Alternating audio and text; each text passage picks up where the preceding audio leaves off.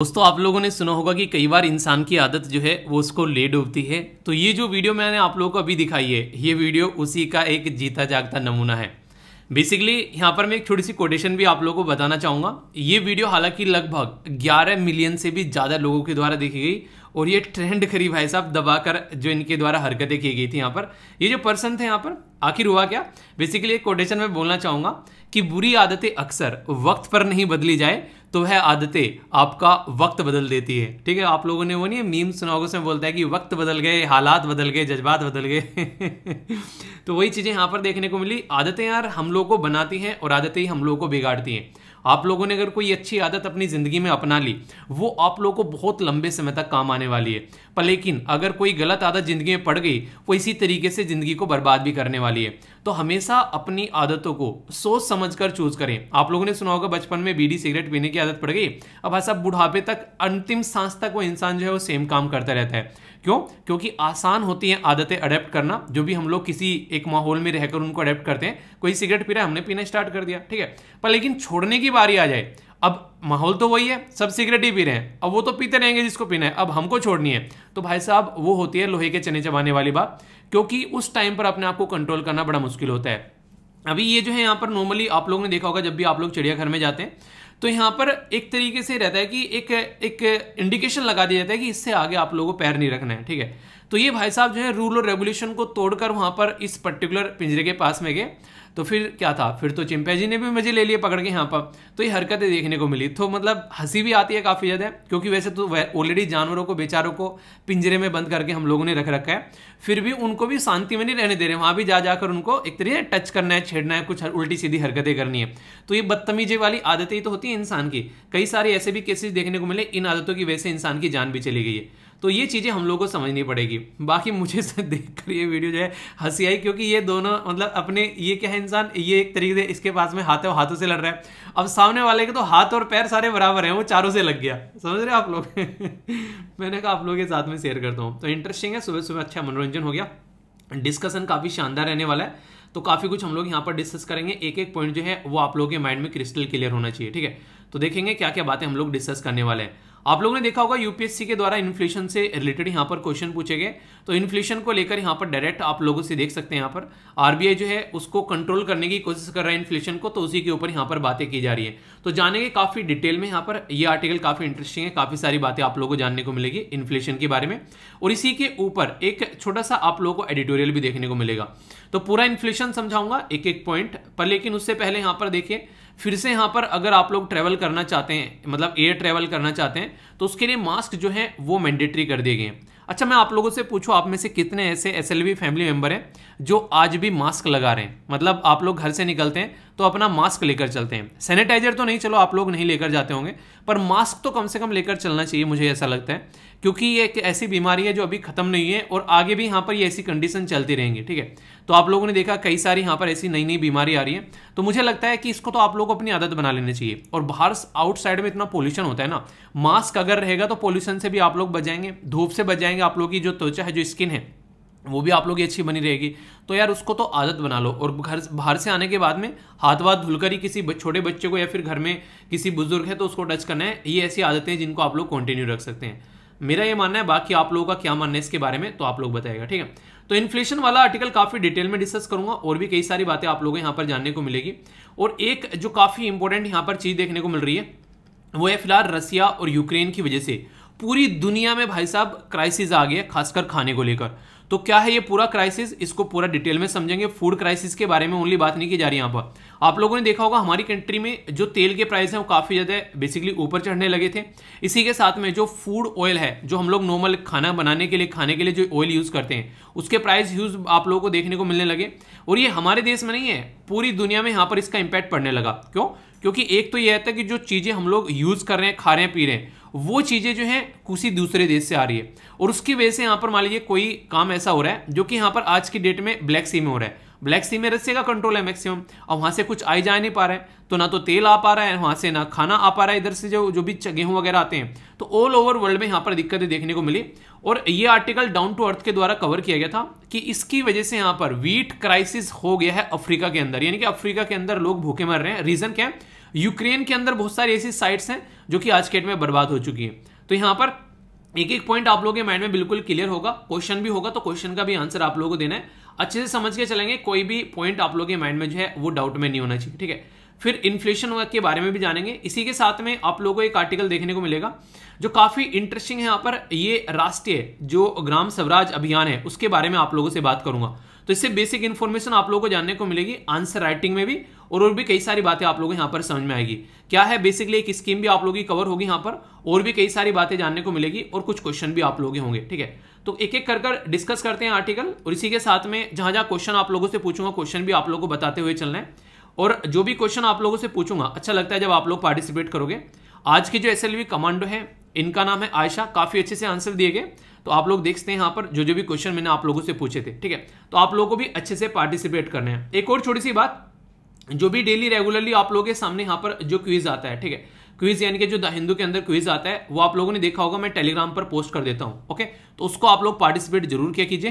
कोई पीडीएफ होती है वो पीडीएफ भी आप लोग यहाँ पर देख सकते हैं, ठीक है। और हाँ, कल एक वीडियो बनाई थी यहाँ पर, ये इस तरह की वीडियो बीच बीच में आप लोग की आती रहेंगी, इनको आप लोग देखते हैं कि कैसे प्रिपरेशन करनी है, पूरा फोकस मेरा उसके ऊपर रहने वाला है, ताकि आप लोग अपने प्रिपरेशन को सही से लेकर चल सकें। यहाँ पर आप लोगों को मिल जाती हैं कई सारी चीजें, जैसे कि यहाँ पर मैं जो भी सोर्स चीजें होती हैं वो डाल देता हूँ, डेटा पॉइंट वगैरह ये सारी चीजें। इंग्लिश का सेशन भी यहाँ पर शेयर किया था, और इसी के साथ में आंसर राइटिंग ग्रुप में डेली 2 क्वेश्चन पोस्ट किए जाते हैं, तो उनको आप लोगों को पार्टिसिपेट करना है, ठीक है। तो वो आप लोग देख लेना, अच्छे से आंसर करना, कई सारे बच्चे रेगुलरली आंसर करते हैं। तो आगे चलते हैं, एक एक पॉइंट क्लियर करके बढ़ेंगे, ताकि कोई भी डाउट आप लोगों के माइंड में न देखने को मिले। के एंड में आप लोगों के लिए कुछ क्वेश्चन भी होंगे, उन क्वेश्चन को आप लोग अटेम्प्ट कीजिएगा, इससे ये पता चलता रहेगा कि आप लोगों ने ढंग से सुना है या फिर बीच में झपकियां ले रहे थे, ठीक है। हालांकि इतना बोरिंग तो यार नहीं पढ़ाता हूँ, ठीक ठाक ही पढ़ा लेता हूँ, काम चलाओ, कि कम से कम झपकियां ना आए। ऐसा मत बोल देना कि हाँ सर नींद आ गई थी, ठीक है, तो मुझे कुछ और करना देगा, फिर मुझे सोचना पड़ेगा कि कुछ और कर लेना चाहिए अगर मैं सुला रहा हूँ आप लोगों को। एक बच्चा कह रहा है सर रात को नींद नहीं आ रही थी, आपका लेक्चर देखते देखते सो गया। उसने मेल किया, मैंने कहा यार ये क्या बात है, इतना बोरिंग पढ़ाता हूँ क्या? फिर कह रहा है कि नहीं सर आपकी आवाज़ सुनते सुनते सोने में मजा आता है, ऐसा लगता है लोरी सुना रहे हो। मैंने कहा ये अच्छा है, मैंने मम्मी बना दिया, मतलब मुझे लोरी गिला गिला के सुना रहे हो हैं, चलिए सही है, अच्छे से एंजॉय कीजिए। आइए बात करते हैं, बात की जा रही है रसिया और यूक्रेन के बारे में।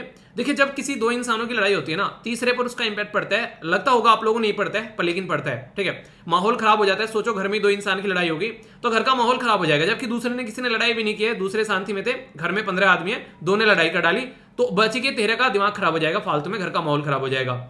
ऐसे ही दुनिया में अगर कहीं लड़ाई होती है तो एक जगह लड़ाई हो रही है, दूसरी जगह लोगों का दिमाग खराब होगा, और ऐसा ही दिमाग खराब अभी रसिया और यूक्रेन की लड़ाई को देखकर अफ्रीका कॉन्टिनेंट में आप लोगों को देखने को मिलेगा। दुनिया में अगर बात करें, काफी गरीब ये कॉन्टिनेंट है, काफी गरीब कंट्री आप लोगों को देखने को मिलेगी। यहां से ऐसी भी खबरें आती हैं कि लोग कई बार जो क्ले नहीं होता है, जो मिट्टी एक टाइप में मिट्टी होती है जो, ठीक है, मुल्तानी मिट्टी टाइप का जो चीजें होती हैं, उनकी रोटियां बना बनाकर भी यहाँ पर लोग जो हैं वो खाते हुए कई बार पाए जाते हैं। ऐसी पिक्चर्स भी कई बार वायरल हुई है। तो आप लोग सोचिए, जब यहाँ पर लगभग मतलब बहुत सारी कंट्री ऐसी है जो रसिया से गेहूं खरीदती थी, और वो कंट्री जो है अब इनकी लड़ाई की वजह से गेहूं नहीं खरीद पा रही है, तो लग रहा है कि अफ्रीका के अंदर में कुछ और पाथ उनको अख्तियार करना पड़ेगा अगर अपनी जिंदगी को एंजॉय करना है। डाउन टू अर्थ में आर्टिकल कवर किया गया, बहुत ही डिटेल में डिस्कस करने वालों, एक एक पॉइंट जो है वो क्रिस्टल क्लियर तरीके से हम लोग देखेंगे, ठीक है।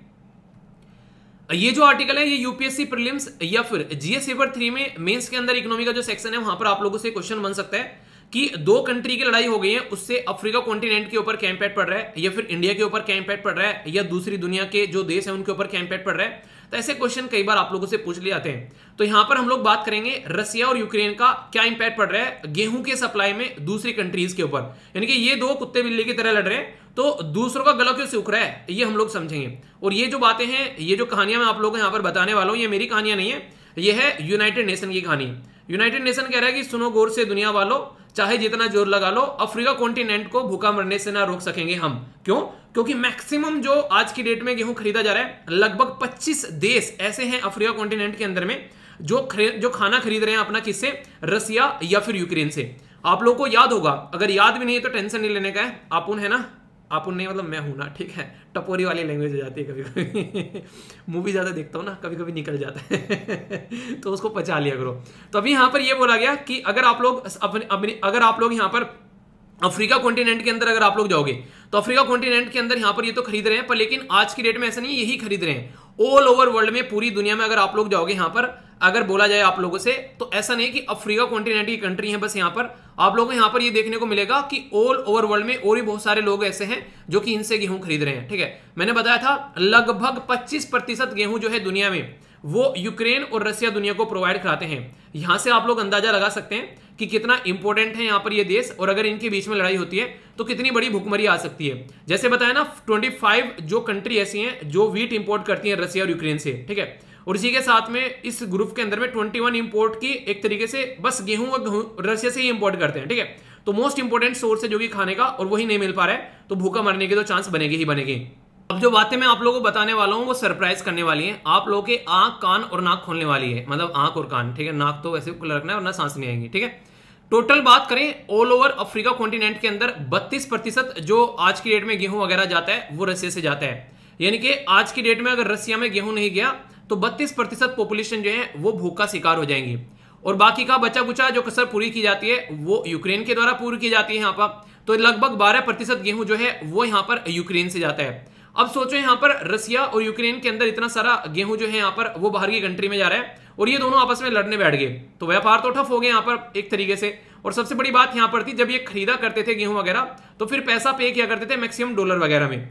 अब उसको भी यूज करने से मना कर दिया गया कई जगह यूएसए के द्वारा, तो वो भी दिक्कतें देखने को मिलती है। और देखिए रसिया ना हमेशा इन चीजों का फायदा भी उठाता है। रसिया क्या मतलब कोई भी कंट्री फायदा उठाएगा अगर किसी कंट्री के ऊपर आप लोग इतना डिपेंडेंट रहोगे। इसका फायदा यूएसए उठाता है कई बार, इसीलिए बोला जाता है किसी भी इंसान या किसी भी कंट्री के ऊपर इतना डिपेंडेंट मत रहिए कि वो आगे चलकर आप लोगों का फायदा उठाने लगे और आप लोगों की मजबूरी बन जाए कि हाँ यार ये इंसान नहीं रहेगा जिंदगी में तो मतलब जिंदगी जो है वो दरबदतर हो जाएगी। तो हमेशा कोशिश करो किसी भी इंसान के ऊपर बस इतना डिपेंडेंट रहो कि वो इंसान अगर एक बार को जिंदगी में से जाने भी लगे तो ये नहीं कि आप लोग बर्बाद होकर बैठ जाओ। ठीक है, आप लोगों को पता होना चाहिए कि अपने आप को कैसे थामना है, कैसे संभालना है, तो ये कम से कम आप लोगों को आना चाहिए। तो यहाँ पर अफ्रीका कॉन्टिनेंट को अब यहाँ पर ये देखना पड़ेगा कि रसिया के ऊपर कितनी डिपेंडेंसी रखनी है, क्योंकि रसिया के ऊपर जो इनकी डिपेंडेंसी है वो रसिया को इनडायरेक्ट वे में बहुत फायदा पहुंचाती है। डायरेक्ट फायदा और इनडायरेक्ट फायदा। डायरेक्ट क्या है, रसिया को पैसा मिल रहा है जो कि रसिया की रिक्वायरमेंट है आज के डेट में अपनी चीजों को सपोर्ट करने के लिए। दूसरा इनडायरेक्ट फायदा यह कि यूनाइटेड नेशन के अंदर जब भी वोटिंग होती है तो ये अफ्रीका कॉन्टिनेंट की कंट्री यहाँ पर दो काम करती है, या तो रसिया के सपोर्ट में करेंगी, और अगर रसिया के सपोर्ट में नहीं करनी है तो यहां पर ये क्या करेंगे, एब्सटेन हो जाएंगी, यानी कि उस पर्टिकुलर पार्टिसिपेशन ही नहीं करेंगे जो पर्टिकुलर वोटिंग मूवमेंट वहां पर चल रहा था। मतलब क्या हो गया, इनडायरेक्ट वे में रसिया को सपोर्ट कर दिया, जैसे कि इंडिया करता है नॉर्मली, आप लोगों ने कई बार देखा है। तो इससे बहुत ज्यादा फायदा यहां पर आप लोगों को देखने को मिलेगा, जिसके बारे में आप लोग अंडरस्टैंड कर सकते हैं। यानी कि रसिया को काफी ज्यादा फायदा होता है यहां पर दो तरीके से, जो मैंने भी आप लोगों को बताया। और इसके चलते अगर यहां पर जो गेहूं के बारे में बात करें तो कल को अगर यहां पर अफ्रीका कॉन्टिनेंट के अंदर गेहूं नहीं जा रहे हैं तो एक दिक्कत और देखने को मिलती है, यहां पर लोगों की डाइट का बहुत बड़ा पोर्शन यहां पर एक तरीके से खत्म हो जाता है, तो भूख मरने के चांसेस यहां पर और ज्यादा बढ़ जाते हैं। और कहीं ना कहीं कई बार तो पॉलिटिकल अनस्टेबिलिटी जो है वो गेहूं की वजह से हो जाती है। समझ रहे हैं कि खाना नहीं मिल रहा है, कि ये सरकार जो है खाना भी प्रोवाइड नहीं करा पा रही है, तो इस सरकार पर लानत है। तो ऐसी चीजें आप लोगों को देखने को मिलेगी। तो कई बार कई सारे डिसीजन मेकिंग जो है वो यहाँ पर ऐसे ऐसे मुद्दों के ऊपर होने लगती है जब यहाँ पर देश की स्थिति खराब होने लगती है। श्रीलंका में देख लो आप लोग, यहाँ पर चाणक्य साहब ने बोला है दूसरों की गलतियों से सीखो। श्रीलंका ने आज के डेट में अपनी कंट्री की खस्ता हालत इतनी कर ली जिसकी कुछ हद नहीं है। तो ऐसे आने वाले टाइम में और भी देशों की देखने को मिल सकती है। तो इसके चलते अपने सारे जो अंडे हैं वो एक टोकरी में नहीं रखने चाहिए। ये कई बार आप लोगों ने कहावत सुनी होगी, यानी कि टोकरी फूट गई, टोकरी गिर गई तो सारे अंडे फूट गए। इसका मतलब ये कि हमेशा थोड़ी थोड़ी चीजें अपनी जिंदगी में ऐसी रखो, जैसे पैसे होते हैं। ठीक है, एक बैग में कहीं जा रहे हैं घूमने के लिए, पूरे बैग में पैसे डाल रखे हैं, बैग चोरी हो गया, कहानी खत्म। कम से कम 2-3 पॉकेट में थोड़े बहुत पैसे रखो, इतने तो कम से कम रखो यार कि जहां पर भी हो वहां से वापस घर आ जाओ, क्योंकि घर आने के बाद में तो फिर सारी समस्या दूर हो जाएगी। पर लेकिन घर आने के ही पैसे नहीं है तो ये काफी बड़ी समस्या हो जाएगी। तो एटलीस्ट इतना आप लोगों को अपनी जिंदगी में जो है वो काम करना पड़ेगा। तो डाइवर्स रखो अपनी चीजों को, ताकि चीजें आप लोग ढंग से इंजॉय कर सकें। अगर बात करें आज के डेट में जो अगर जैसे कि सबसे ज्यादा जो गेहूं खरीदने वाला देश कौन सा है, मैंने आप लोगों को बताया था, तो वो देश भी आज के डेट में दूसरे देशों से गेहूं खरीदना स्टार्ट कर चुके हैं। अभी उसके बारे में आप लोगों से बातें करने वाला हूं। तो समझाने की कोशिश यहां पर सीधी सीधी ये की जा रही है कि इसको समझना पड़ेगा कि कहां कहां पर कितना गेहूं जा रहा है। अभी ये आर्टिकल न्यूज में किस लिए आया, एक तो ये मुद्दा आप लोगों को देखने को मिलेगा, यहां पर अफ्रीका कॉन्टिनेंट में गेहूं की जरूरत है। तो फिर कौन बोलेगा, इंडिया बोलेगा मैं हूं ना, टेंशन नहीं लेने का। क्यों, क्योंकि अभी हम लोगों ने देखा, आप लोगों को मैंने बताया था कि हमारी कंट्री के जो कॉमर्स मिनिस्ट्री के जो मिनिस्टर हैं यहाँ पर, basically commerce and industry minister Piyush Goyal साहब, उन्होंने बोला कि इजिप्ट को गेहूं हम लोग बेचने वाले हैं। आप लोग बोलोगे इजिप्ट को गेहूं क्यों बेच रहे हो, तो बड़े ही डिटेल में यहाँ पर एक इंपॉर्टेंट आर्टिकल मैंने डिस्कस किया था कि इजिप्ट के अंदर जो है दुनिया का सबसे बड़ा गेहूं इंपोर्ट करने वाला एरिया है, यानी कि इजिप्ट दुनिया में सबसे ज्यादा गेहूं इंपोर्ट करता है। ये समझो ये गेहूं उगाते नहीं है, दूसरों के ऊपर डिपेंडेंट है। और यहां पर इसी के साथ में तुर्की भी इसी कैटेगरी में है। तो इजिप्ट ने अभी बोला है कि रसिया से तो वैसा माल पानी आ नहीं रहा है और भूखे मरने का हमारा कोई शौक नहीं है, तो क्यों ना हम लोग इंडिया से गेहूं खरीदना स्टार्ट कर दें। तो अभी इंडिया जो है वो गेहूं सप्लाई करने वाला है यहाँ पर इजिप्ट को। आप लोग बोले इंडिया के पास में इतना गेहूं है? हाँ भाई साहब, ऐसा कुछ हमारे देश में हुआ था जब क्रांति आप लोगों को देश में देखने को मिली थी। कौन सी क्रांति? जिसको ग्रीन क्रांति बोलते हैं, ग्रीन रिवॉल्यूशन बोलते हैं। उसके बेस पर हमारे देश में जो है वो इतना गेहूं आप लोगों को यहाँ पर देखने को मिलता है कि आज की डेट में हम लोग अपना तो पेट भर ही पाते हैं, दूसरों का भी पेट हम लोग भर पाते हैं। जैसे हम लोग किस किस को एक्सपोर्ट करते हैं, तो टोटल मिलाकर बांग्लादेश को सबसे ज्यादा एक्सपोर्ट करते हैं, श्रीलंका को, यूएई को, फिलीपीन को, इसी के साथ में यहाँ पर इंडोनेशिया को। ये वो कंट्री है जिनका नाम आप लोग को पता होना चाहिए। इंक्रीजिंग या फिर डिक्रीजिंग ऑर्डर में यहाँ पर आ सकता है, क्योंकि गेहूं जो है वो बहुत इंपॉर्टेंट पोर्शन अभी बन गया है जो डिबेट का इंटरनेशनल लेवल पर। तो गेहूं का जो एक्सपोर्ट है कितना कर रहे हैं जून से जुलाई में, ये कोई नहीं पूछेगा आप लोगों से एक बार को, इनको इग्नोर कर सकते हैं, पर लेकिन ये इंपॉर्टेंट है, इसके ऊपर आप लोग यहाँ पर स्टार लगा लेना, ठीक है। पर लेकिन दुनिया में हम लोग गेहूं एक्सपोर्ट जो है वो काफी कम करते हैं। उसके पीछे रीजन है। रीजन क्या है? रीजन सीधा सीधा यहाँ पर यह कि आज की डेट में हम जैसे जो देश है वो पहले अपना पेट भर ले तो बड़ी बात होगी, दूसरे को तब सप्लाई करेंगे। तो इसके चलते हम लोग क्या करते हैं, मैक्सिमम दुनिया में दूसरे नंबर पर सबसे ज्यादा पॉपुलेशन हमारी है, तो हम लोग खुद अपना पेट भरने के लिए पहले काम करते हैं, उसके बाद में दूसरों को बेच पाएंगे। इसीलिए ओनली 1% हम लोग अपने पास में जो गेहूं है उसका एक्सपोर्ट हम लोग कर पाते हैं। तो ये काफी बड़ा मुद्दा आप लोगों को यहाँ पर देखने को मिलेगा। अभी हम लोग इन चीजों की जो है बेसिकली एक तरीके से सोच रहे हैं कि कैसे चीजें यहाँ पर प्रोवाइड करानी है, पर लेकिन यहाँ पर एक इशू और हो जाता है। हम लोग अपने देश में जो है सस्ता खाना प्रोवाइड करा रहे हैं, फूड प्रोवाइड करा रहे हैं, उसके चलते WTO में हमारी वैसे ही खचाई होती है। अब आगे आने वाले टाइम में अगर हम लोग सेम पैटर्न में लगे रहे तो यहाँ पर जो वो कंट्री जो कि काफी ज्यादा गेहूं एक्सपोर्ट करती हैं, रसिया और यूक्रेन के अलावा, हमको WTO में खींच सकती हैं, ठीक है, कि इंडिया जो है इतने सस्ते लेवल पर यहाँ पर चीजें प्रोवाइड करा रहा है और यहाँ पर एक्सपोर्ट में अपना पैर जमा रहा है, तो ये इंटरनेशनल लेवल पर एक्सपोर्ट को डिस्ट्रॉय करने की कोशिश यहाँ पर कर रहा है। तो ऐसी भी बातें सामने निकल कर आप लोग के आ सकती हैं। अगर यहां से आप लोगों के सामने कुछ बातें बताऊं, रसिया वर्ल्ड में बोला गया कि one of the largest wheat exporter है, जिसे मैंने बताया, और रसिया यूक्रेन दोनों मिलकर 25% यहां पर दुनिया में वीट एक्सपोर्ट करते हैं। टॉप 5 एक्सपोर्टर कौन है? तो रसिया, यूएसए, कनाडा, फ्रांस और यूक्रेन। तो ये आप लोगों को यहां पर समझना है, जो कि सबसे टॉप कैटेगरी में आते हैं, ठीक है। अब यहां पर और कुछ इंपॉर्टेंट बातें जैसे आप लोगों को पता होनी चाहिए। इंडिया जो है वो सेकंड लार्जेस्ट वीट प्रोड्यूसर है, ठीक है, पर लेकिन फिर भी हम लोग इतना बेच नहीं पाते हैं, तो ये दिक्कत है हमारे अंदर। क्यों? क्योंकि हम लोग अपने ही देश में पहले अपने ही लोगों का पेट भरेंगे, बाद में बाहर देंगे, तो ये देखने को मिलेगा। पर लेकिन फिर भी हमारे कई सारे गोडाउन जैसे FCI यानी कि फूड कॉर्पोरेशन ऑफ इंडिया के अंदर सड़ जाते हैं। हालांकि अब वो खबरें नहीं आती है, क्योंकि अब काफी ज्यादा हम लोग लोगों को एक्सपोर्ट कर रहे हैं। जैसे अफगानिस्तान में काफी ज्यादा हम लोगों ने सप्लाई किया। अभी यहाँ पर अगर बात करें तो अफ्रीका कॉन्टिनेंट में हम लोग सप्लाई कर सकते हैं। इजिप्ट का न्योता हम लोगों ने ऑलरेडी ले ही लिया है कि भाई साहब तुमको खाना खिलाएंगे, भूखा नहीं मरने देंगे, ठीक है। तो इस तरीके से आप लोग यहाँ पर समझ सकते हैं। तो ये काफी इंपॉर्टेंट है, जो कि समझिएगा। अब यहाँ पर तो ये इंटरनेशनल लेवल की हम लोगों ने बातें कर ली। यही बात है, आप लोगों से कोई अपने देश के बारे में पूछे तो आप लोग क्या बोलोगे? तो ये भी काफी इंपॉर्टेंट है। तो इंपॉर्टेंट जो फैक्टर है अबाउट, अगर बात करें यहाँ पर जो वीट के बारे में हमारे देश में, तो सबसे ज्यादा गेहूं कहां पर उगाया जाता है? जहां पे सबसे ज्यादा पॉपुलेशन है वहां पर सबसे ज्यादा गेहूं उगाया जाएगा। ये याद रखने की ट्रिक है, ठीक है। ऐसा बेसिकली ये इस तरीके से, ताकि इंक्रीजिंग और डिक्रीजिंग ऑर्डर में लगाने के लिए आ जाए तो कंफ्यूजन ना हो। उत्तर प्रदेश में सबसे ज्यादा, पंजाब में दूसरे नंबर पर, हरियाणा तीसरे, मध्य प्रदेश चौथे, राजस्थान पांचवें, छठा बिहार, सातवां Gujarat. Top 7 country wheat producing, sorry top 7 state wheat producing, ये हमारे देश में आप लोगों को देखने को मिलेंगे।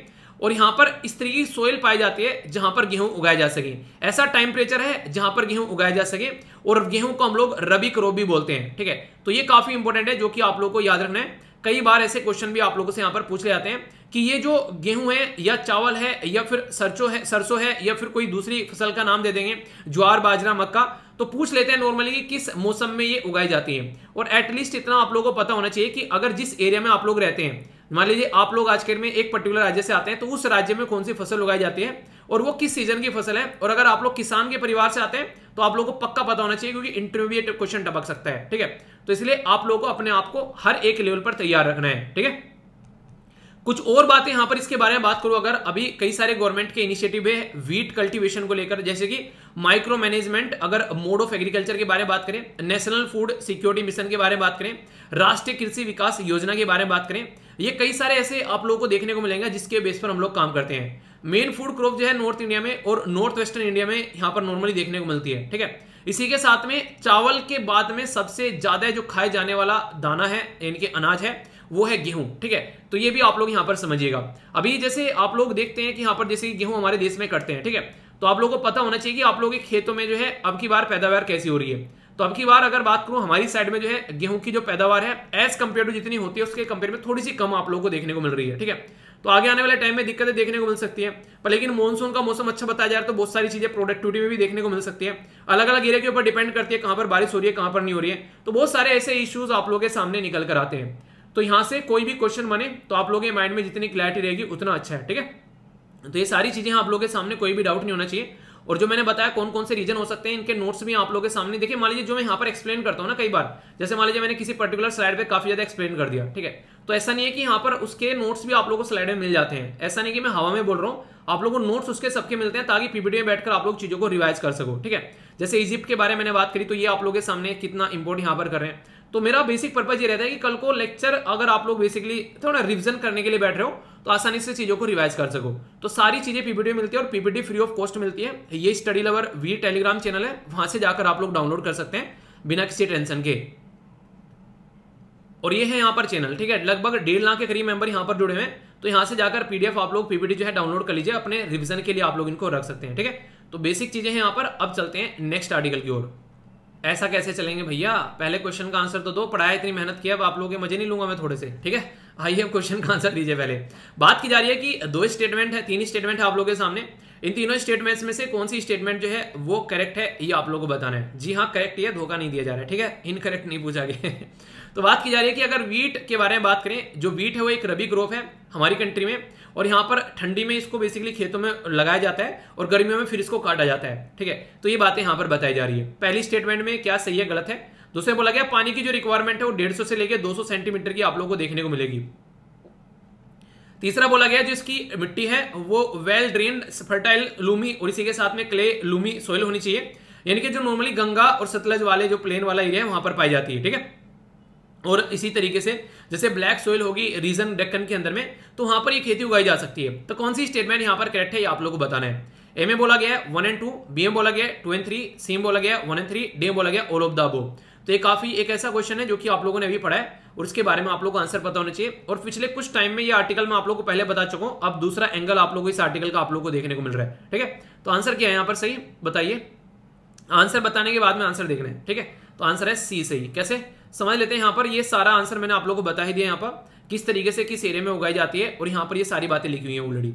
तो कोई भी डाउट आप लोगों को नहीं होना चाहिए। ऐसे क्वेश्चन आप लोगों से पूछे जाते हैं, अगर डाउट रहेगा तो अच्छे से आंसर नहीं दे पाओगे, फिर दिक्कतें देखने को मिलेगी। तो इसलिए क्लियर करके चलना है। ठीक है, इस आर्टिकल में हम लोग गांव को हरा भरा करेंगे, गांव के बारे में कुछ बातें करेंगे। गांव में भी खासकर बिल्कुल एक तरीके से जो ग्राउंड लेवल पर एक नींव आप लोग बोल सकते हैं देश की, उसके बारे में बात करेंगे। राष्ट्रीय ग्राम स्वराज अभियान स्कीम के बारे में बात करूंगा, जैसे कि एग्जाम में कई बार स्कीम्स पूछ ली जाती है। पैसा दिया गया है गांव में लोकल बॉडीज को डेवलप करने के लिए, तो सारी बातें डिस्कस करेंगे। ठीक है, यूपीएससी प्रीलिम्स और जीएस पेपर 2 के अंदर जो गवर्नेंस वाला पोर्शन है वहां से आप लोगों के लिए क्वेश्चन बन सकता है। डिटेल में बातें करूंगा, एक एक पॉइंट माइंड में क्रिस्टल क्लियर होगा। हमारी कंट्री में जो यूनियन कैबिनेट है उसके द्वारा यहाँ पर अभी 5,911 करोड़ रुपए दिए गए हैं ताकि RGSA मतलब राष्ट्रीय ग्रामीण स्वराज अभियान जो है उसको दुरुस्त बनाया जा सके। और यहाँ पर हमारे देश के अंदर में लगभग 2.78 लाख के करीब गांव में लोकल बॉडीज हैं जैसे कि पंचायत, तो उनको कैसे पावर देनी है। अगर वो ढंग से काम करना स्टार्ट कर देगी तो यहाँ पर सारे जो ढंग से व्यवस्था बनने आनी स्टार्ट हो जाएगी। सोचो एक घर में 10 परिवार में एक घर में 10 मेंबर हैं और 10 के 10 मेंबर जो है वो कमाना स्टार्ट कर दें तो घर जो है वो मिल्खा सिंह की रेस स्पीड से भागेगा आगे। ठीक है, पर लेकिन 10 में से एक कमाने वाला है तो बेसिकली उसकी कमर टूट जाएगी और काम भी कुछ नहीं हो पाएगा। तो जितने ज्यादा गांव में अपना ढंग से काम करने वाले लोग होंगे, सब प्रोडक्टिव लोग होंगे, उतनी सारी चीजें अच्छी चलेंगी। तो कैबिनेट कमेटी जो इकोनॉमिक अफेयर है, जो कि इकोनॉमी मैटर के बारे में बातें करती है, उसके द्वारा अभी यहाँ पर 1 अप्रैल से लेके 31 मार्च तक का 2026 तक का, ठीक है अब की बात नहीं कर रहा हूं, 2022 1 अप्रैल से लेके 31 मार्च 2026 तक का इनके द्वारा बातें की जा रही है कि पंचायती राज सिस्टम को वो बूस्ट करेंगे। बूस्ट क्या करेंगे, उसके नीचे मिसाइल लगा देंगे और वो उड़ने स्टार्ट कर देगा। ठीक है, उन्हें रणबीर सिंह का एक एडवर्टीजमेंट आता था, शायद मिर्ची का एडवर्टीजमेंट करता था क्या वो उसको खाने के बाद में पीछे से आग छोड़ता था और फिर उड़ता था। देखा आप लोगों ने, किस किसी ने देखा है? मतलब जो भी ऐसे फालतू के ऐड भी आते हैं कई बार दिखाने के लिए, पता नहीं क्या क्या दिखा देते हैं। तो कहने का मतलब यहाँ पर ये कि पंचायती राज सिस्टम उसी स्पीड से उड़ेगा। ठीक है, तो ये बेसिक फंडा आप लोगों को देखने को मिलेगा। पंचायत को स्मार्ट बनाने की बात की जा रही है। स्मार्ट शब्द के ये जो शब्द के मीनिंग मैं आप लोगों को बताने वाला हूं, ये आप लोग देखेंगे यहां पर अगर किसी भी टॉपिक के बारे में लिखने के लिए आ जाए, स्मार्ट सिटी के बारे में, स्मार्ट पर्सन के बारे में, स्मार्ट एडमिनिस्ट्रेशन के बारे में, स्मार्ट गवर्नेंस के बारे में, तो ये पॉइंट आप लोग लिख सकते हैं। एक तो स्मार्ट का मतलब क्या होता है, एस का मतलब होता है सिंपल। सिंपल का मतलब कि सबको समझ में आए कि हाँ ये चीजें ऐसी हैं, जब वो समझ में आएंगी तभी चीजें ढंग से इंप्लीमेंट कर पाएंगे। तो सबसे इंपॉर्टेंट मुद्दा तो ये कि वो सिंपल होनी चाहिए, तब आप लोग देख पाओगे। ठीक है, मोरल वैल्यूज उनके अंदर होनी चाहिए। एक तरीके से मोरालिटी के बारे में आप लोगों ने सुना है ना, तो एक तरीके से ऐसा होना चाहिए कि एक तरीके से लोगों के बारे में चीजें सोची जाए, तो ऐसा होना चाहिए। तो एक मोरल वैल्यूज मतलब एथिकल होनी चाहिए, करप्शन वाली चीजें नहीं होनी चाहिए। अकाउंटेबल होना चाहिए। अकाउंटेबल कौन होता है, जैसे मैं अकाउंटेबल होता हूं आप लोगों के लिए, डेली 2 वीडियो आती है। ठीक है, एक्स्ट्रा जो भी वीडियो आती है वो एक अलग बात है, पर लेकिन 2 वीडियो के लिए मैं डेली अकाउंटेबल हूं कि हाँ ये 2 वीडियो आप लोगों के पास में आएंगे, जिससे कि आप लोग अपना करंट अफेयर और स्टैटिक पोर्शन जो न्यूज में है उसको ढंग से कवर कर पाते हैं। तो ये रेस्पॉन्सिबिलिटी मेरी रहती है। रेस्पॉन्सिव एक तरीके से इंसान होना चाहिए, जो सिस्टम के अंदर बैठा है वो अपनी एक तरीके से रेस्पॉन्सिबिलिटी दिखाए यहाँ पर। ठीक है, लोगों के लिए एक तरीके से इफिशिएंटली चीजें प्रोवाइड कराए, ताकि जिसको जिसकी रिक्वायरमेंट है, मान लीजिए कोई मेरे पास में आके बोल रहा है कि सर ये टॉपिक समझ में नहीं आ रहा है, ठीक है, या तो मैं उसे वीडियो के अंदर कहीं ना कहीं पर एक्सप्लेन कर दूंगा। ठीक है, अगर लग रहा है कि मुझे यार नहीं हो पाएगा, कोई ऐसा टॉपिक पूछ लिया किसी ने, या फिर उसको क्या किया जाए उसके लिए अलग से वीडियो बनाकर डाली जा सकती है। तो इस तरीके से आप लोग यहाँ पर देख सकते हैं। ट्रांसपेरेंसी कैसी होनी चाहिए, ट्रांसपेरेंसी हमेशा इंसान को ट्रस्ट क्रिएट करने का कोशिश करती है। ठीक है, तो पब्लिक डोमेन में चीजें रखी जाए ताकि पता रहे कि हाँ ये इंसान ये ऐसे काम कर रहा है। जो चीजें जितनी ज्यादा छिपाता है, ठीक है, मान लीजिए कोई एडमिनिस्ट्रेशन के अंदर बैठा है, जनता को बता ही नहीं रहा है सामान के बारे में कि क्या क्या चीजें चल रही है अंदर, वो चीजें छिपा रहे हैं। ठीक है, वो इंसान हमेशा कुछ ना कुछ घपला करने की कोशिश करेगा। तो पंचायतों को भी अगर हम लोग स्मार्ट पंचायत बना दे तो कैसा रहेगा, तो उसी के बारे में यहां पर बात की जा रही है कि स्मार्ट पंचायत बनाएंगे हम लोग। स्मार्ट पंचायत बनाने का सबसे आसान तरीका क्या है कि इंटरनेट का यूज करने स्टार्ट कर दो, लोगों का पार्टिसिपेशन कम से कम करने स्टार्ट कर दो। तो इससे क्या होगा, सर्विस की डिलीवरी भी अच्छी बढ़ेगी और ट्रांसपेरेंसी भी बढ़ेगी। क्योंकि जहां इंसान होता है वहां लालच जरूर रहता है, जहां लोग होते हैं वहां लालच होता है, आप लोगों ने कई बार सुना होगा। और यहां पर पंचायत के अंदर में एक अच्छी खासी रिप्रेजेंटेशन भी है, चाहे शेड्यूल कास्ट की बात करो, शेड्यूल ट्राइब की और वुमेन की। तो इसके चलते ग्राउंड लेवल पर और अच्छे से काम यहां पर कर पाएंगे। तो सोशल जस्टिस और इकोनॉमिक डेवलपमेंट भी आप लोगों को देखने को मिलेगा। तो ऐसे इंस्टीट्यूशन अगर काम करते हैं जो कि सिटीजन फ्रेंडली भी है, सिटीजन को साथ में लेकर चलते हैं और वनरेबल ग्रुप को भी साथ में लेकर चलते हैं, तो ऐसे इंस्टीट्यूशन जो है उनको हमेशा सपोर्ट करना चाहिए। ये बातें यहां पर बोली जा रही है। और इसको सपोर्ट करने का सही तरीका क्या है, वो है स्मार्ट सिस्टम। तो ये स्मार्ट सिस्टम फॉलो करना है और अपनी पंचायतें जो है उनकी कैपेसिटी बिल्डिंग करनी है। नेशनल लेवल पर भी काम करना है, स्टेट लेवल पर भी काम करना है और इस डिस्ट्रिक्ट लेवल पर भी काम करना है। अगर यहां पर आप लोगों ने ये काम करने स्टार्ट कर दिया तो उस देश को आगे बढ़ने से कोई नहीं रोक सकता। तो ये आप लोगों को यहां पर समझना पड़ेगा। तो कैबिनेट जो है वो अभी यहां पर यही बातें कर रहे हैं कि जो ऐसी जमीन है जिनको आप लोग यहां पर यूज नहीं कर रहे हो यहां पर, तो उनको डेवलपमेंट के लिए यूज किया जाए यहां पर हमारे देश के अंदर में।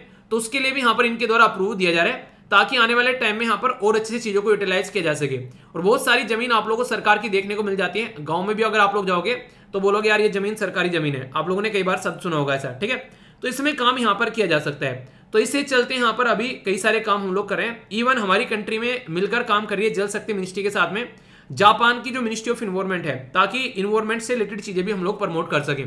तो ये कुछ ऐसी भी चीजें आप लोगों को देखने को मिलेगी। तो पंचायत जो है वो एक काफी इंपॉर्टेंट पोर्शन है अगर ग्राउंड लेवल पर चीजों को साथ में लेकर चलना है तो। ठीक है, अब यहां पर बात करें राष्ट्रीय जो ग्राम स्वराज अभियान के बारे में। ये एक ऐसी बेसिकली स्कीम है जो कि लॉन्च की गई थी यहां पर ministry of Panchayati Raj system के द्वारा। क्योंकि नॉर्मली गांव के बारे में बात की जा रही है तो पंचायत को रेस्पॉन्सिबिलिटी देनी है। और इसका बेसिक पर्पज क्या है, इसका बेसिक पर्पज ये कि पंचायती राज सिस्टम को जो सस्टेनेबल डेवलपमेंट गोल है उनको डिलीवर करने में इफिशिएंट बनाया जाए। मतलब क्या हो गया, मतलब कि किसी को बेसिकली आज के में गरीबी का शिकार के चलते जिंदगी नहीं चल पा रही है, भूखमरी का शिकार बना हुआ है, हेल्थ भी अच्छी नहीं है, तो ये सारी चीजें जो है पंचायत के लेवल पर लोगों को प्रोवाइड कराया जाए और हर एक पंचायत जो है वो अपने लोगों की रेस्पॉन्सिबिलिटी ले, तो तभी सस्टेनेबल डेवलपमेंट गोल जो है वो हम लोग अचीव कर पाएंगे।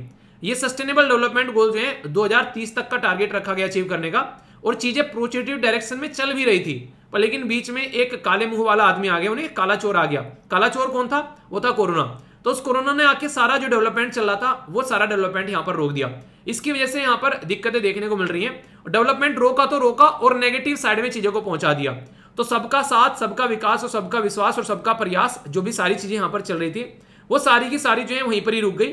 और अभी लोग जो है सर्वाइव करने के भी बेसिकली लाले पड़ गए हैं। तो इसके चलते यहां पर सस्टेनेबल डेवलपमेंट जो है वो गोल अभी लग रहा है कि आगे अभी जल्दी अचीव नहीं हो पाएंगे जैसी एक्सपेक्टेशन लगाई जा रही थी। इंपॉर्टेंट मुद्दा यहाँ पर यह कि सोशियो इकोनॉमिक जस्टिस के बारे में बात की जाती है, लोगों की पब्लिक सर्विस को डिलीवर करने की बात की जाती है, और पंचायती राज सिस्टम को अगर डेवलप कर पाते हैं तो ग्राउंड लेवल पर सर्विस प्रोवाइड करा पाएंगे।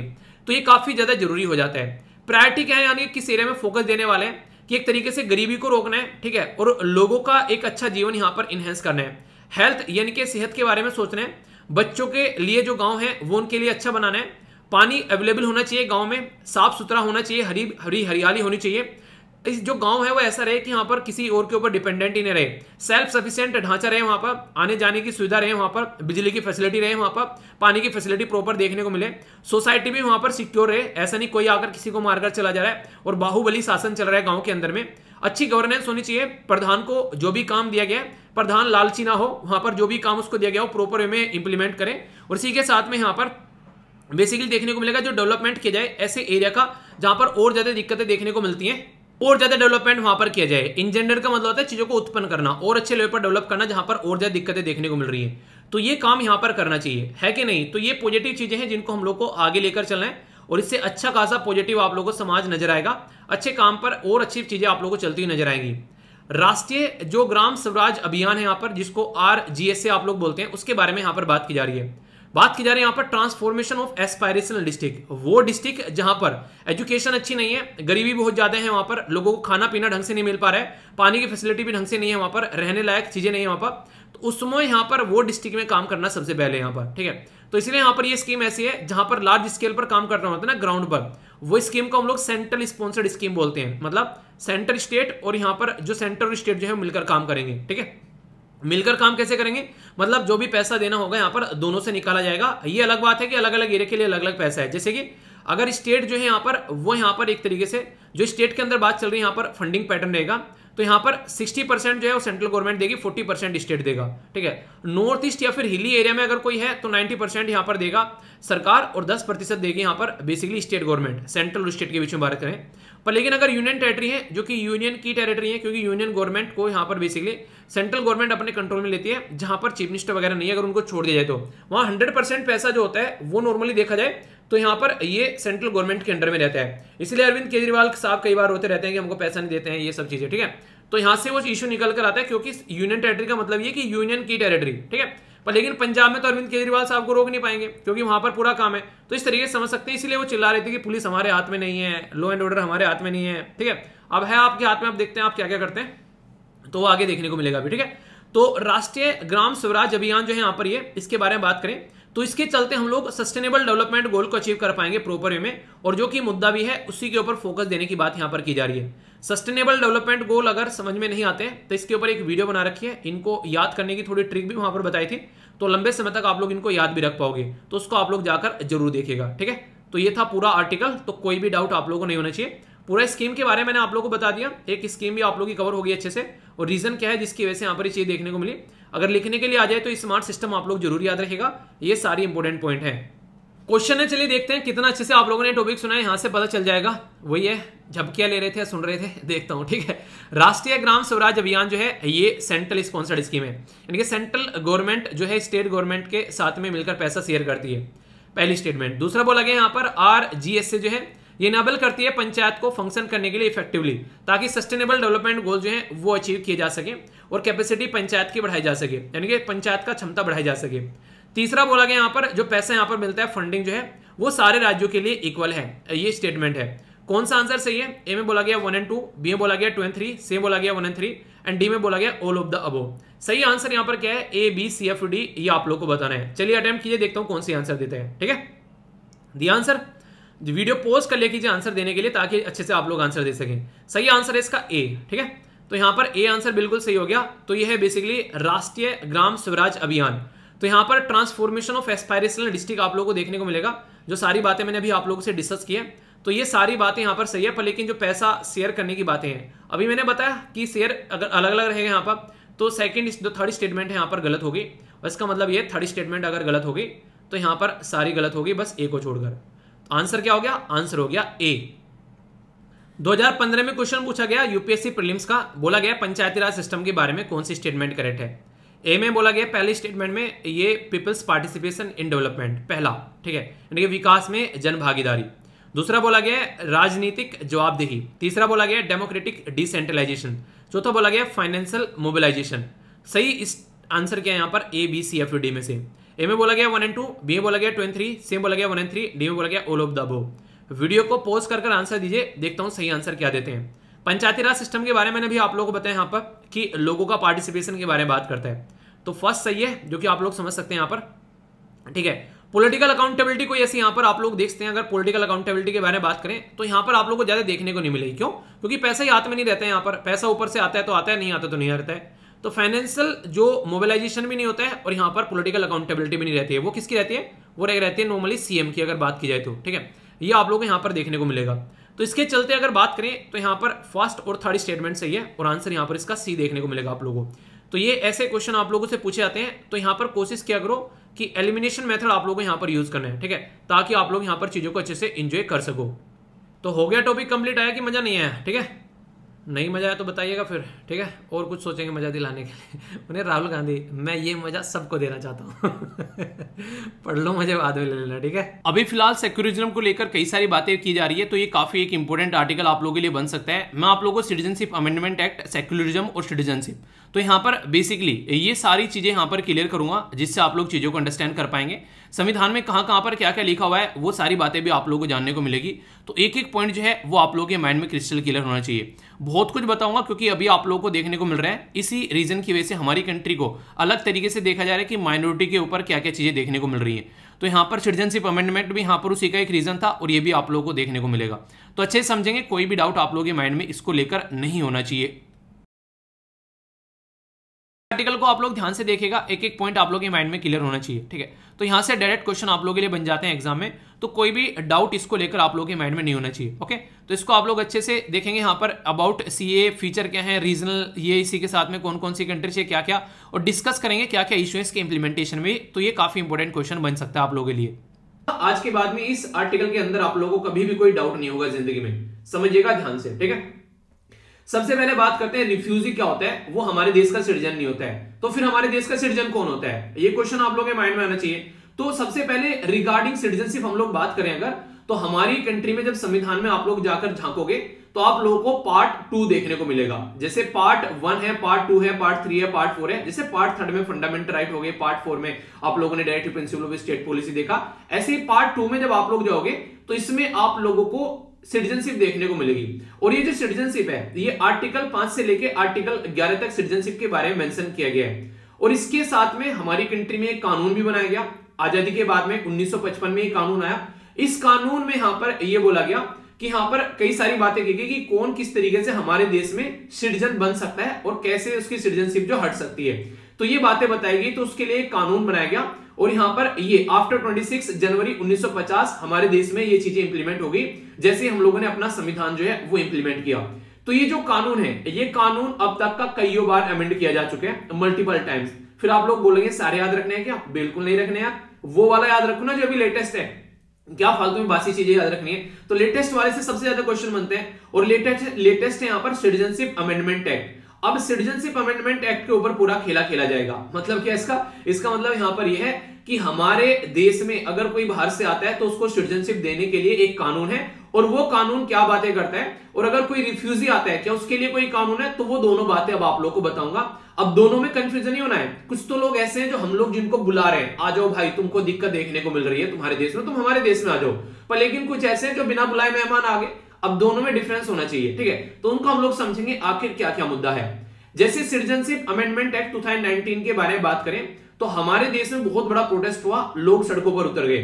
तो उस टाइम पर क्या था, उस टाइम पर यह था कि 6 कम्युनिटी, नॉन मुस्लिम कम्युनिटी यानी कि इसके अंदर मुस्लिम को इंक्लूड नहीं किया गया, हिंदू, सिख, बुद्धिस्ट, जैन, पारसीज और क्रिश्चियन, ये बिल्कुल वो कम्युनिटी है जो आप लोगों को नॉर्मली जो मुस्लिम डोमिनेटेड कंट्री हो गई, जैसे पाकिस्तान हो गया, अफगानिस्तान हो गया और बांग्लादेश हो गया, ये ऐसे देश है जहां पर मुस्लिम जो है वो मेजोरिटी में पाए जाते हैं, इनके बहुसंख्यक यहाँ पर मुस्लिम है। और दूसरी ये कम्युनिटी है हिंदू, सिख, बुद्धिस्ट, जैन, पारसीज और क्रिश्चियन, ये यहाँ पर कम मात्रा में पाई जाती हैं। तो इसके चलते यहाँ पर ये बोला गया कि भाई साहब ठीक है, अगर तुमको यहाँ पर इन 3 देश के अंदर दिक्कत देखने को मिल रही है तो आप हमारे देश में आओ, हम तुमको आराम से अपने गले लगाएंगे। अगर आप लोग 31 दिसंबर 2014 से हमारे देश में आ चुके हो तो तुम्हारे ऊपर जो है ये दो कानून नहीं लगेंगे। दो कानून क्या करते हैं, अगर हमारे देश में कोई इंसान जो है वो गलत तरीके से एंट्री कर गया है, यहां पर उसके ऊपर फॉरेनर एक्ट 1946 और पासपोर्ट एक्ट 1922 लगेगा, यानी कि उसको जो है भाई साहब उल्टा उसी के देश में जाकर लटकाया जाएगा, यानी कि अपने देश में हम लोग उसको अलाउ नहीं करेंगे। ये बातें आप लोग यहां पर बोल सकते हैं इसके बारे में। यानी कि अगर कोई हमारे देश में गलत तरीके से आना चाहता है तो उसको रोकने के लिए ये दो कानून है, सीधा सीधा ये बात याद रख लेना, और कोई ज्यादा टेंशन मगजमारी करने की जरूरत ही नहीं है। पर लेकिन अगर इन देश में से 2014 के पहले अगर ये जो कम्युनिटी आती है, हिंदू सिख बुद्धिस्ट, ये सारी कम्युनिटी आती है जो कि यहां पर प्रॉब्लम फेस करती है इन देश में, तो उनको अलाउ किया जाएगा और इनको छूट दे दी गई है कि ये कानून तुम्हारे ऊपर नहीं लगेगा, आप हमारे देश में आ जाओ, हम तुमको सिटीजनशिप प्रोवाइड करा देंगे। तो ये बातें यहां पर बोली गई। तो इसके चलते मुद्दा क्या हो गया, हम लोगों ने कुछ देश के लोगों को अलाउ कर दिया अपने देश में आने के लिए कि भाई साहब ठीक है तुम हमारे देश में आ जाओ, और इसके चलते तुम हमारे देश में आकर अपनी लाइफ को एंजॉय कर सकते हो। अगर नॉर्मल तरीके से देखा जाए तो बाहर से अगर कोई लोग आते हैं तो कई सारे आप लोगों को कानून यहां पर देखने को मिलेंगे, जैसे फॉरेनर एक्ट हो गया 1946, इसी के साथ में registration of the foreigner act हो गया 1939, पासपोर्ट एक्ट हो गया 1967, एक्सट्रेडिशन एक्ट हो गया 1962, सिटीजनशिप एक्ट हो गया 1955, अभी यहां पर जो अमेंडमेंट किया वो भी इंक्लूड कर दिया गया, और फॉरेनर ऑर्डर हो गया 1948। तो यहां पर ये सारे जो आप लोगों को देखने को मिलेंगे ये कानून है, और अलग अलग तरीके से डील करते हैं, यानी कि कोई कुछ बोलता है कोई कुछ बोलता है। वो नहीं कहते आप लोगों को देखना मिले, अगर घर वाले बोले कि यार चलो बाहर घूमने का मन है, आप लोग बोले चलो घुमा के लाते हैं, तो आप लोगों ने बोला, उस घर वालों ने बोला कुछ खाने का मन है, आप लोग उनको रेस्टोरेंट में ले गए, घर वालों ने बोला कुछ खरीदने का मन है, आप लोग उनको किसी पर्टिकुलर मतलब जो कुछ खरीदना है, मान लीजिए घर का सामान खरीदना है या फिर कपड़े का सामान खरीदना है, तो अलग अलग दुकानों पर ले गए। तो मतलब आप उन्होंने बोला कि इस तरीके से नहीं, एक तरीके से कि कुछ एंटरटेनमेंट करना है, तो आप लोग वहां पर बच्चों को साथ में कुछ झूला वूला झुलाने के लिए ले गए। पर लेकिन अगर नॉर्मल तरीके से देखा जाए ये सारा काम एक ही जगह हो जाता, वो क्या है, वो मॉल में ले जाते, सारी चीजें एक ही जगह इकट्ठी मिल जाती। पर लेकिन आप लोग मॉल में ना लेकर अलग अलग जगह चले गए, तो वही कहानी आप लोगों को यहाँ पर देखने के लिए मिलेगी, अलग अलग कानून है अलग अलग चीजों के लिए। तो बोला यह जाता है कि एक कॉम्प्रिहेंसिव कानून होना चाहिए हमारी कंट्री में, और हम लोग यहाँ पर जो एक particular United nation refugee convention है 1951 का, इसके भी हम लोग एक तरीके से यहाँ पर एक वो नहीं कहते, इसके भी हम लोग एक तरीके से सिग्नेटरी होनी चाहिए, हम लोगों ने इसको भी साइन नहीं किया। अब कंसर्न क्या है, अगर सिटीजनशिप अमेंडमेंट एक्ट के बारे में भी आप लोग बात करते हैं यहाँ पर, तो सबसे पहले तो ये पर्टिकुलर कम्युनिटी को टारगेट करता है, तो इसके चलते यहाँ पर कई सारी चीजें आप लोग को देखने को मिलेगी। मतलब क्या है, मतलब समझ लेते हैं एक एक कर टारगेट कर रहा है पर्टिकुलर कम्युनिटी को टारगेट कर रहा है। इसका मतलब क्या हो गया, इसका मतलब सीधा सीधा यहाँ पर ये हो गया कि आज की डेट में एक कम्युनिटी है जो कि यहाँ पर आप लोगों को देखने को मिलेगा, मुस्लिम कम्युनिटी, उसको अलाउ नहीं किया जा रहा है, बाकी सबको अलाउ किया जा रहा है। तो ये बोल दिया यार ये तो बिल्कुल गलत है, हमारे देश में एक कॉन्सेप्ट है जिसको बोलते हैं सेक्युलरिज्म, तो सेक्युलरिज्म के कॉन्सेप्ट के बिल्कुल खिलाफ हो गया। आप लोग बोलेंगे कैसे, इसको तो क्या बोलते हैं, इसको हिंदी में धर्मनिरपेक्षता बोलते हैं। तो ये स्लाइड इतनी इंपॉर्टेंट है कि आप लोग नहीं बोल सकते, इसके ऊपर स्टार लगा सकते हैं जितने आप लोग चाहें। ये ऐसी स्लाइड है जिसमें से कई बार क्वेश्चन पूछे गए हैं। सबसे पहले तो एक वर्ड है सेक्युलर। सेक्युलर शब्द का मतलब क्या होता है, इसका मतलब होता है कि धर्मनिरपेक्षता, यानी कि एक तरीके से सेपरेट कर दिया रिलीजन को अलग, बिल्कुल उसमें जो एडमिनिस्ट्रेशन है वो इंटरफेयर नहीं करेगा। तो एक तरीके से कोई रिलीजन आपस में एक दूसरे के साथ में इंटरफेयर नहीं करेंगे, सब अपनी जिंदगी को एंजॉय करेंगे।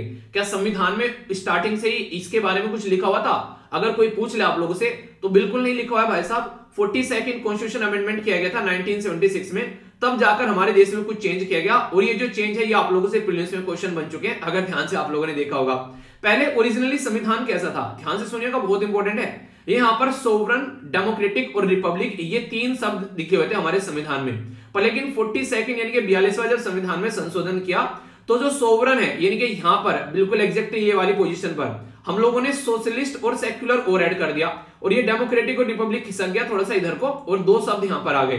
तो मतलब यहाँ पर ये हो गया कि आज की डेट में हमारे संविधान में सोवरन, सोशलिस्ट, सेक्युलर, डेमोक्रेटिक और रिपब्लिक शब्द लिखे हुए हैं, और कई बार तो इनको इंक्रीजिंग और डिक्रीजिंग ऑर्डर में भी लगाने के लिए आ जाता है। तो ये भी आप लोगों को याद रखना है कि कैसे इनको इंक्रीजिंग डिक्रीजिंग ऑर्डर में लगाना है, ठीक है।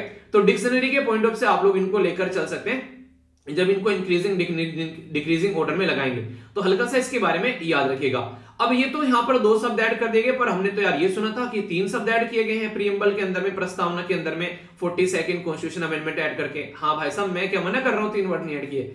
तो यहाँ पर यूनिटी ऑफ द नेशन के बारे में अगर आप लोग बात करेंगे तो यहाँ पर यूनिटी एंड इंटीग्रिटी के बारे में बात की जा रही है। तो पहले यूनिटी ऑफ द नेशन थी, अब यूनिटी और इंटीग्रिटी के बारे में बात कर दी। तो ये भी यहाँ पर ऐड हो गया। तो यानी कि हमारा देश जो है वो धर्मनिरपेक्ष देश है, ये हम लोग समझ चुके हैं, पर फिर भी यहाँ पर हमारी कंट्री में ऐसे कानून क्यों लाए जा रहे हैं कि जिसमें हम लोग बात करें टारगेट पर्टिकुलर कम्युनिटी को।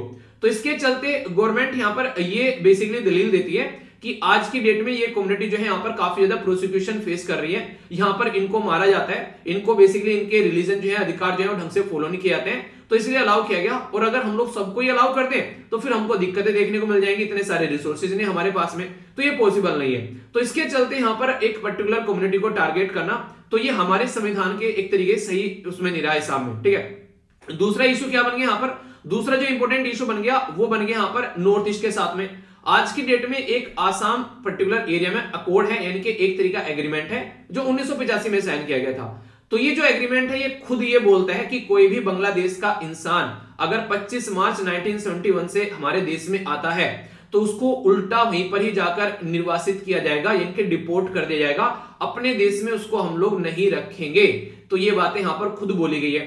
तो कहने का मतलब यहां पर ये, तुम तो बोल रहे हो यार हम तो सिटीजनशिप अमेंडमेंट है, आप एक्ट लेकर आ रहे हैं, सिटीजनशिप अमेंडमेंट एक्ट में आप लोग ये बोल रहे हो कि हम लोग इन लोगों को इन कंट्री से अलाउ करेंगे अपने देश में।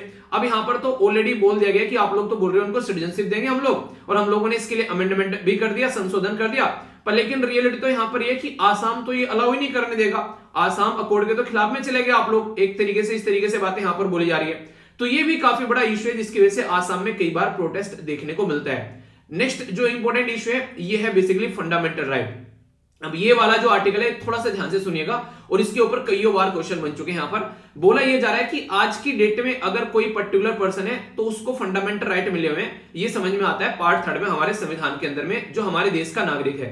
पर लेकिन ऐसा नहीं है कि हमारे देश के नागरिकों को ही फंडामेंटल राइट मिले हुए हैं। जी हाँ, आप लोगों ने बिल्कुल सही सुना, कुछ फंडामेंटल राइट ऐसे हैं जो आज को देखने को मिलेगा हमारे देश के नागरिकों के लिए है ओनली, और कुछ ऐसे हैं दोनों के लिए, ठीक है। तो बोला यहां पर यह गया कि fundamental right available to both, यानी कि सिटीजन और फॉरेनर। आप लोग बोलोगे क्या हम दूसरों को भी फंडामेंटल राइट देते हैं? जी हाँ, बिल्कुल देते हैं। आखिर क्यों करते हैं ऐसा, तो अभी आप लोग समझ जाएंगे। मान लीजिए बात की जा रही है आर्टिकल 21 के बारे में, ये बात करता है protection of the life and personal liberty. अब मान लीजिए कोई हमारे देश में आ रहा है और उसकी जान को खतरा है, तो भाई साहब वो तो एक तरीके से हमारे देश में कभी आएगा ही नहीं, कोई भी इंसान, कोई टूरिस्ट भी हमारे देश में नहीं आएगा, उसकी जान को खतरा है। तो ये संविधान ऑलरेडी उनको भी बोलता है कि तुम्हारी भी लाइफ को प्रोटेक्ट किया जाएगा। ऐसा नहीं कि इंडियन सिटीजन को ही प्रोटेक्ट किया जाएगा, तुम्हारी लाइफ को भी प्रोटेक्ट किया जाएगा।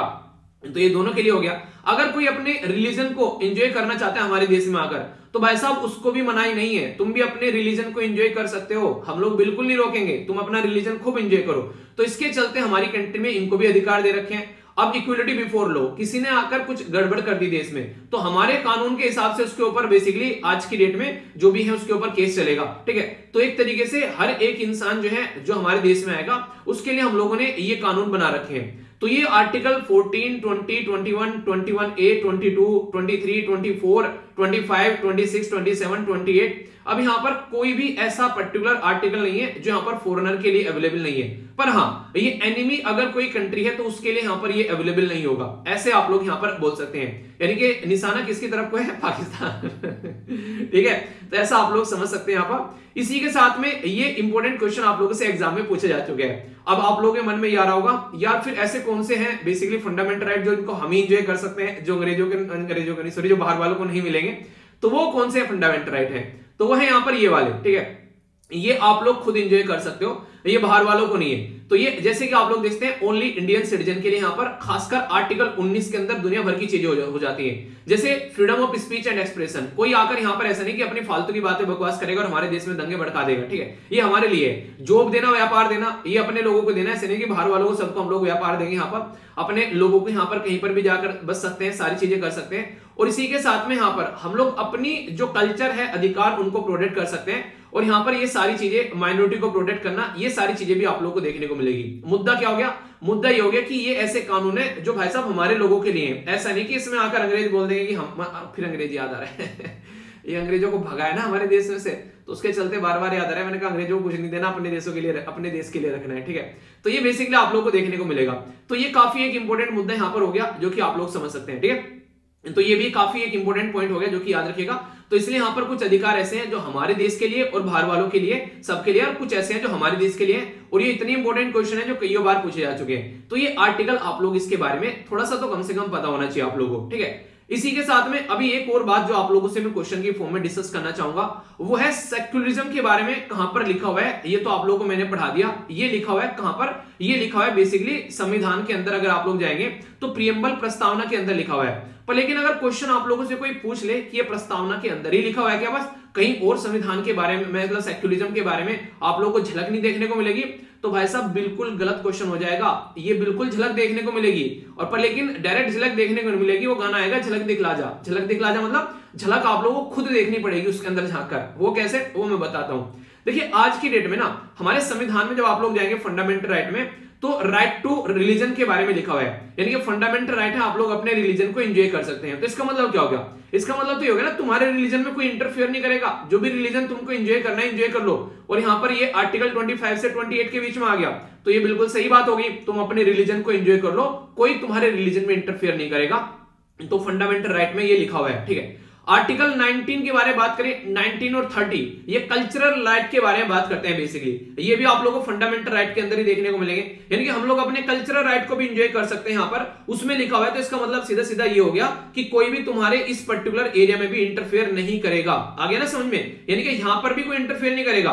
तो यानी कि ये भी किसके बारे में बात करता है, इसका मतलब सीधा सीधा अगर दिमाग लगाया जाए थोड़ा सा, यार ये तो ये भी सेक्युलरिज्म के बारे में बात कर रहे हैं, क्योंकि हम लोग अपनी लाइफ को एंजॉय कर सकते हैं, कोई हमारे लाइफ में इंटरफेयर नहीं करेगा। तो हो गया ना सीधा सीधा मतलब यहाँ पर ये भी। तो इस तरीके से आप लोग समझ सकते हैं। इसी के साथ में ये बहुत ही उम्दा आर्टिकल है जो कि बहुत ज्यादा न्यूज में बोला जा रहा है कि यूनिफॉर्म सिविल कोड हमारे देश में होना चाहिए। शादी विवाह के मामलों में, तलाक के मामलों में, इन सब मुद्दों के ऊपर यहाँ पर हमारी कंट्री में एक यूनिफॉर्म सिविल कोड होना चाहिए। इसका मतलब ये है सीधा सीधा कि सबके लिए इक्वल कानून होना चाहिए हमारे देश के अंदर में। तो ये बोलता है ऑलरेडी यहाँ पर ये, तो इसका मतलब क्या होगा, सबके लिए इक्वल कानून, मतलब सबके लिए, जी हाँ बिल्कुल सबके लिए। तो इसका मतलब फिर से सेक्युलरिज्म आप लोगों को देखने को मिल रहा है। ये बोल ही नहीं रहा है कि इस रिलीजन के लिए होना चाहिए, इस रिलीजन के लिए होना चाहिए। तो ये भी हो गया। इवन अगर आप लोग फंडामेंटल ड्यूटी के अंदर जाएंगे तो वहां पर भी सब सिटीजन को बोला गया कि प्रमोट करो हार्मनी देश के अंदर में और ब्रदरहुड यानी कि भाईचारा। तो यानी कि देश को मिलजुल कर रहना है, तो ये भी सेक्युलर हो गया, यानी कि फंडामेंटल ड्यूटी भी सेक्युलर है हमारी। इसी के साथ में यहाँ पर हमारी कंट्री में केस भी है, बुमाई केस है 1994 का, वो खुद बोलता है कि बेसिक स्ट्रक्चर का पार्ट है सेक्युलरिज्म। तो ये वो क्वेश्चन है जो बार बार आप लोगों के एग्जाम में पूछे जा चुके हैं, ठीक है। इसलिए मैंने बोला कि इन स्लाइड्स के ऊपर अपने स्टार लगा लेना और फिर मत बोलना क्वेश्चन कहां से आ गया। तो इसके चलते आज की डेट में आप लोगों को देखने को मिलेगा कि अगर सेक्युलरिज्म के बारे में बात करें तो ऐसा नहीं है कि सेक्युलरिज्म बस आप लोगों को यहां पर एक जगह देखने को मिल जाएगा।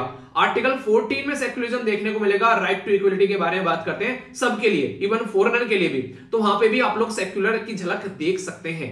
तो ये इसीलिए मैंने आप लोगों को यहाँ पर ये सेक्युलरिज्म का पूरा कॉन्सेप्ट बताया। और इवन मेंस आंसर राइटिंग में भी सेक्युलरिज्म के ऊपर क्वेश्चन पूछे जा चुके हैं, अगर क्वेश्चन उठाकर देखोगे, ठीक है। आगे बढ़ते हैं। नेक्स्ट यहाँ पर बात की जा रही है डिस्क्रिमिनेटरी नेचर का है, यानी कि तमिलनाडु में भी तो भाई साहब तमिलियन कम्युनिटी जो है वो दिक्कत में है यहाँ पर बेसिकली आज के में, खासकर श्रीलंका में। उनको हम लोग किस तरीके से लेकर चलते हैं, उनको तो हम लोग सिटीजनशिप अलाउ नहीं करते हैं।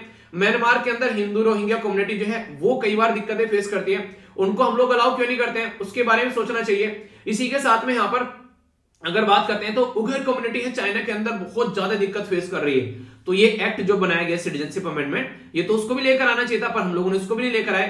तो यहाँ पर आज की डेट में बहुत सारे इश्यूज देखने को मिले जिसकी वजह से इस कानून को गलत ठहराया गया। इसी के साथ में डिफिकल्टी हो गई एडमिनिस्ट्रेशन के अंदर में। अगर कोई बाहर से आएगा देश के अंदर में इलीगल माइग्रेंट, तो एक तरीके से दिक्कत देखने को मिलेगी, कैसे हैंडल करना है वो देखना पड़ेगा।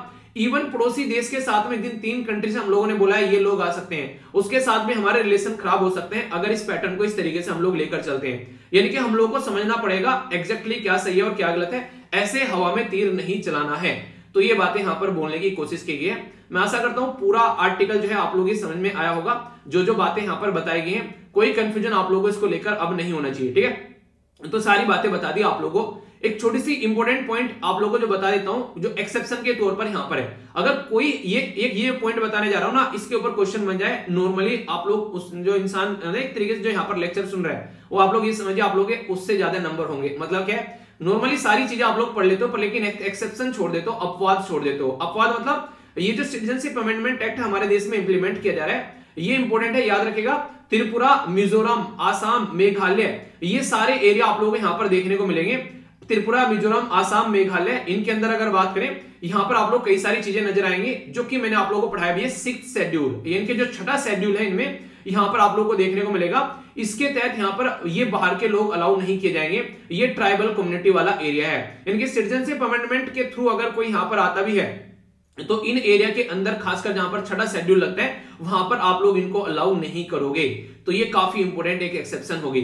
आर्टिकल 1 है, पर लेकिन भाई साहब इसके चेहरे अनेक है। मतलब मैंने क्या क्या आप लोगों को बता रहा हूं यहां पर अभी बताऊंगा। इसी के साथ में इनर लाइन के बारे में अगर बात करेंगे यहां पर, तो यहां पर इनर लाइन परमिट है हमारे देश में कुछ एरिया के अंदर में। जैसे ये याद रखिएगा, टोटल मिलाकर ये 4 राज्य हैं, अरुणाचल प्रदेश, मिजोरम, मणिपुर और नागालैंड। और इवन लक्षद्वीप में भी आप लोगों को मैंडेटरी देखने को मिलेगा।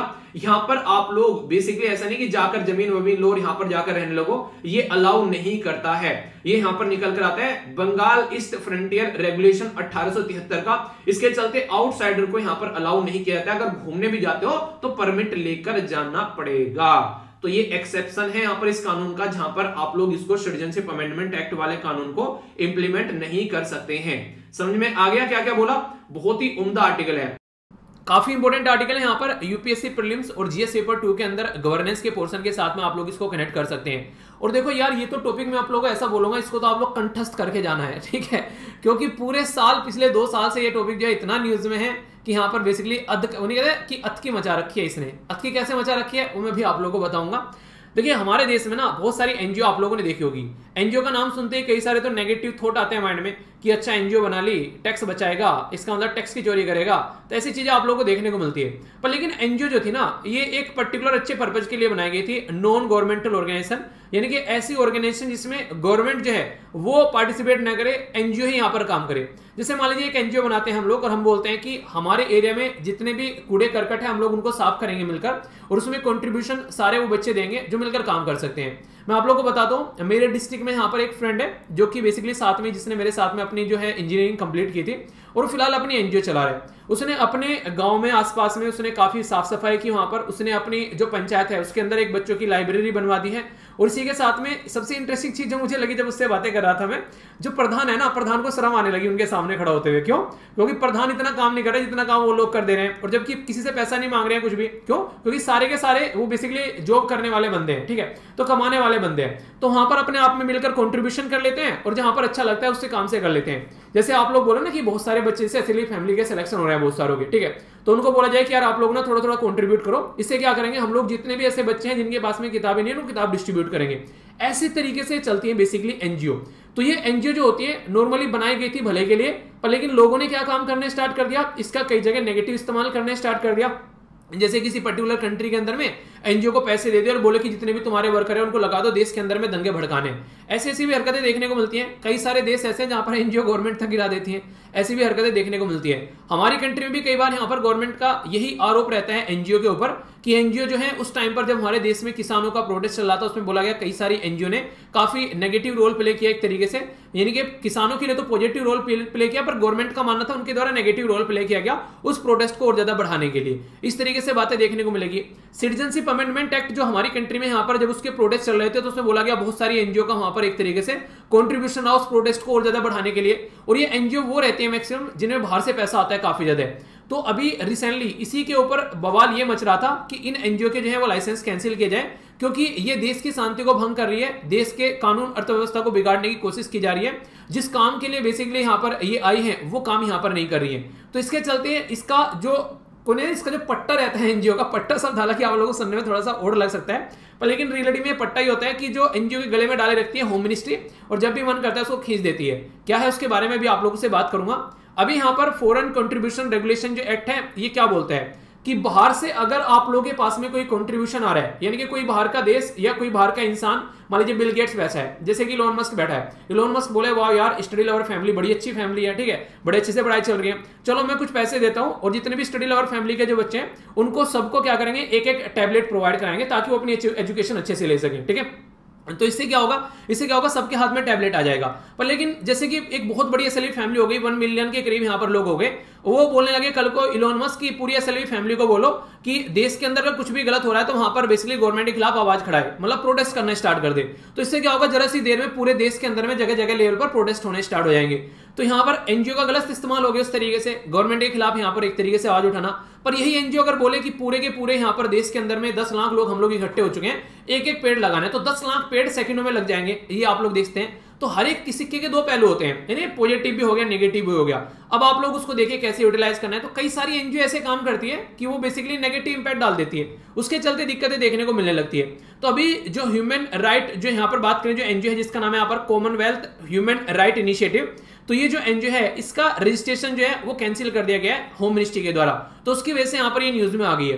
तो ये बेसिकली ह्यूमन राइट के बारे में बातें करती थी, मतलब कहीं भी है बस ह्यूमन राइट का इशू उठा लिया, कोई भी मुद्दा हो रहा है तो गवर्नमेंट को लगा यार फालतू में दिक्कतें कर रही है, तो एफसीआरए जो है उसका रजिस्ट्रेशन कैंसिल कर दिया। अब बाहर से पैसा नहीं मिलेगा, और पैसा नहीं मिलेगा तो कैसे काम करोगे?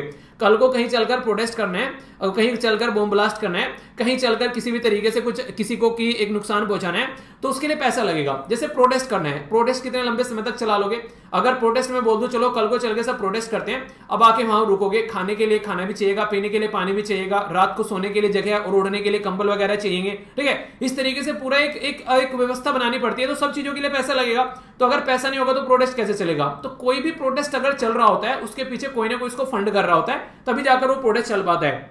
तो ऐसी चीजें आप लोगों को यहां पर देखने को मिल जाती है। अभी ये एनजीओ जो है ये बेसिकली बेचारी गुस्सा हो गई है। ये एनजीओ ये बोली कि पहले हमारा रजिस्ट्रेशन जो है वो कैंसिल किया गया था 180 डेज के लिए, ठीक है? पर लेकिन जैसे ही 180 डेज कंप्लीट होने वाले थे, फिर से हमारा जो रजिस्ट्रेशन है वो कैंसिल कर दिया गया। तो इसके चलते हाईकोर्ट में पहुंच गए। हाईकोर्ट ने बोला यार देखो तुम्हारा आपसी मामला है, हम लोग जो है होम मिनिस्ट्री के डिसीजन के अंदर इंटरफियर नहीं करेंगे। हाईकोर्ट ने अपना पल्ला झाड़ लिया। दिल्ली हाईकोर्ट बोला यार ये ना चीजें अपने पास में रखो, ठीक है? ये ऐसी चीजें हैं जो अपने आप सुलझाओ इनको। अब यहाँ पर मिनिस्ट्री ऑफ होम अफेयर के द्वारा क्या किया गया, यहाँ पर कैंसिल कर दिया गया कंप्लीट। यहाँ पर बेसिकली जैसे इसका पीरियड खत्म होने वाला था, ये इसका पीरियड जो था वो खत्म होने वाला था अभी अप्रैल के महीने में, ठीक है? तो उसके चलते इनके द्वारा ये जैसे ही हाई कोर्ट का डिसीजन आने वाला था उसके पहले यहाँ पर फिर से रजिस्ट्रेशन कैंसिल कर दिया गया। तो 6000 के करीब ऐसे जो हमारी कंट्री में एनजीओ थे, जनवरी के महीने में उनके सीज किए गए। उनके जो बेसिकली नहीं एक तरीके से अकाउंट वगैरह उनकी जो अकाउंट एक तरीके से देखिए बताता हूँ क्या होता है। वैसे जैसे आप लोग कोई एनजीओ बना लेते हैं तो 5 साल का आप लोग का लाइसेंस होता है। 5 साल में अगर आप लोगों ने कोई बदतमीजी नहीं की है तो इसका मतलब ये कि आप लोग गवर्नमेंट के पास में जाएंगे, बोलेंगे रिन्यू कर दो। पर लेकिन अगर बदतमीजी करी है तो आप लोग खुद ही बोलोगे 5 साल पूरे मजे ले लिए, अब नहीं जाते, वरना गवर्नमेंट जो है गले में पट्टा डाल लेगी। तो आप लोग खुद ही नहीं जाओगे, गवर्नमेंट खुद ही कैंसिल कर देगी। तो ये कोशिश की जाती है कि मैक्सिमम एनजीओ तो अपने आप ही नहीं जाती है, उनको लगता है कि उन्होंने बदतमीजी काट रखी है, और कुछ को गवर्नमेंट को लगता है बदतमीजी काट रही है, तो कुछ को गवर्नमेंट रिन्यू नहीं करती है। तो 6000 एनजीओ ऐसी थी जिनका यहाँ पर पत्ता कटा भी यहाँ पर, ठीक है? ये बेसिकली जनवरी के महीने में। अगर बात करें 16888 के करीब 16888 जो एफसीआरए रजिस्ट्रेशन जो थे यहाँ पर एनजीओ के 25 अप्रैल 2022 में यहाँ पर ये डाउन किए गए, जिसमें से 22000 के करीब जो है वो दिसंबर 31 में आप लोगों को देखने को मिले, ठीक है? तो कहने का मतलब है कि बहुत सारी ऐसी चीजें आप लोगों को ये कंटिन्यूअसली देखने को मिलती रहती है जब एनजीओ के बारे में हम लोग बातें करते हैं। तो वैसे अब अगर आप लोगों को ये कानून समझना है पूरा, तो इस एक स्लाइड के अंदर में इस कानून का जिस्ट आप लोगों को यहाँ पर मिलने वाला है। पर लेकिन फिर भी आप लोगों को इसके पूरे नोट्स में आप लोगों को प्रोवाइड कराऊंगा ताकि कोई भी डाउट आप लोगों को देखने को न मिले। सबसे पहले बात करते हैं अगर फॉरेन कंट्रीब्यूशन रेगुलेशन एक्ट के बारे में, तो 1976 में यहाँ पर ये लाया गया। अगर इस ईयर को आप लोग थोड़ा सा ध्यान से देखेंगे तो ये वही ईयर है जब हमारे देश में इमरजेंसी लगी हुई थी 1975 से लेके 77 तक। तो उस टाइम पर ये लगा कि कई सारी एनजीओ जो हैं वो देश का माहौल बिगाड़ रही हैं, और इंदिरा गांधी जी के द्वारा उस टाइम पर यहाँ पर एफसीआरए के लिए यहाँ पर चीजें जो हैं वो इंट्रोड्यूस करने की यहाँ पर बात की गई। तो इसको ओरिजिनली जो है यहाँ पर इंट्रोड्यूस किया गया। तो उस टाइम पर यहाँ पर जो था, इससे पहले अगर बात करें, ये फ्रीली अलाउ किया जाता था, फंड रिसीव किया जाता था, और यहाँ पर एक तरीके से अपने हिसाब से यहाँ पर ये फंड को खर्च किया करती थी ऑर्गेनाइजेशन। 1984 में यहाँ पर ये बोल दिया गया कि जो फंड आप लोगों को मिलेगा वो अपने लिए ही आप लोग यूज करेंगे, किसी और एनजीओ को ट्रांसफर आप लोग नहीं करेंगे। ऐसा नहीं कि फंड मिला किसी और को, उन्होंने क्या किया, किसी और को पकड़ा दिया कि ये ले तेरे फायदे के लिए तो इसको यूज कर लेना। तो कोई चेक करने वाला था ही नहीं, तो आराम से फंड जो है वो इधर उधर हो जाता था। पर लेकिन अब जो है सारी चीजें प्रॉपर वे में एक पैटर्न में चलने लगी कि जो पैसा तुमको मिला है वो तुम ही यूटिलाइज करोगे, और जिस पर्पज के लिए मिला है उसी पर्पज के लिए यूटिलाइज करोगे। इधर उधर ये पैसा जो है माल पानी नहीं जाना चाहिए। 2010 में 1976 में अगर आप लोग बात करें यहाँ पर, तो रिपील्ड कर दिया गया और रिप्लेस किया गया यहाँ पर और ज्यादा स्ट्रिक्ट प्रोविजन, जो कि यहाँ पर जिसको बोला गया foreign contribution regulation act, along with foreign contribution regulation rule भी लाए गए 2011 में, जिसके चलते कई सारे की चेंजेस यहाँ पर किए गए। वो इंपॉर्टेंट चेंजेस क्या थे? जब पहले यहां पर अगर एफसीआरए का आप लोगों को यहां पर लाइसेंस मिल गया तो पूरी जिंदगी के लिए आप लोग उसको एंजॉय कर सकते थे, पर लेकिन यहां पर वो जिंदगी जो है वो छोटी कर दी और 5 साल के लिए यहां पर बोल दिया कि अब हर 5 साल में आप लोगों को इसको रिन्यू करना पड़ेगा। यानी कि हर 5 साल में जाकर चेक किया जाएगा कि जो यहां पर आप लोगों को ये पैसा दिया जा रहा है, जिस पर्पज के लिए पैसा दिया जा रहा है और किस पर्पज के लिए आप लोग इसको यूज कर रहे हो, उसका एक चेक एंड बैलेंस यहां पर रखने की कोशिश की जाएगी। ओनली 50% जो फंड है उसको बोला गया आप लोग यूज कर सकते हैं एडमिनिस्ट्रेटिव एक्सपेंस के लिए, यानी कि आप लोग कहीं पर जा रहे हैं, किसी को रख रहे हैं, खा रहे पी रहे हैं, एंजॉय कर रहे हैं, वो जो भी आप लोग खर्चा है, कोई ऑफिस आप लोग चला रहे हैं, 50% फंड उसमें यूज करोगे, बाकी का सारा पैसा जो है उसके लिए यूज करोगे जिस पर्पज के लिए आप लोगों को फंड मिल रहा है।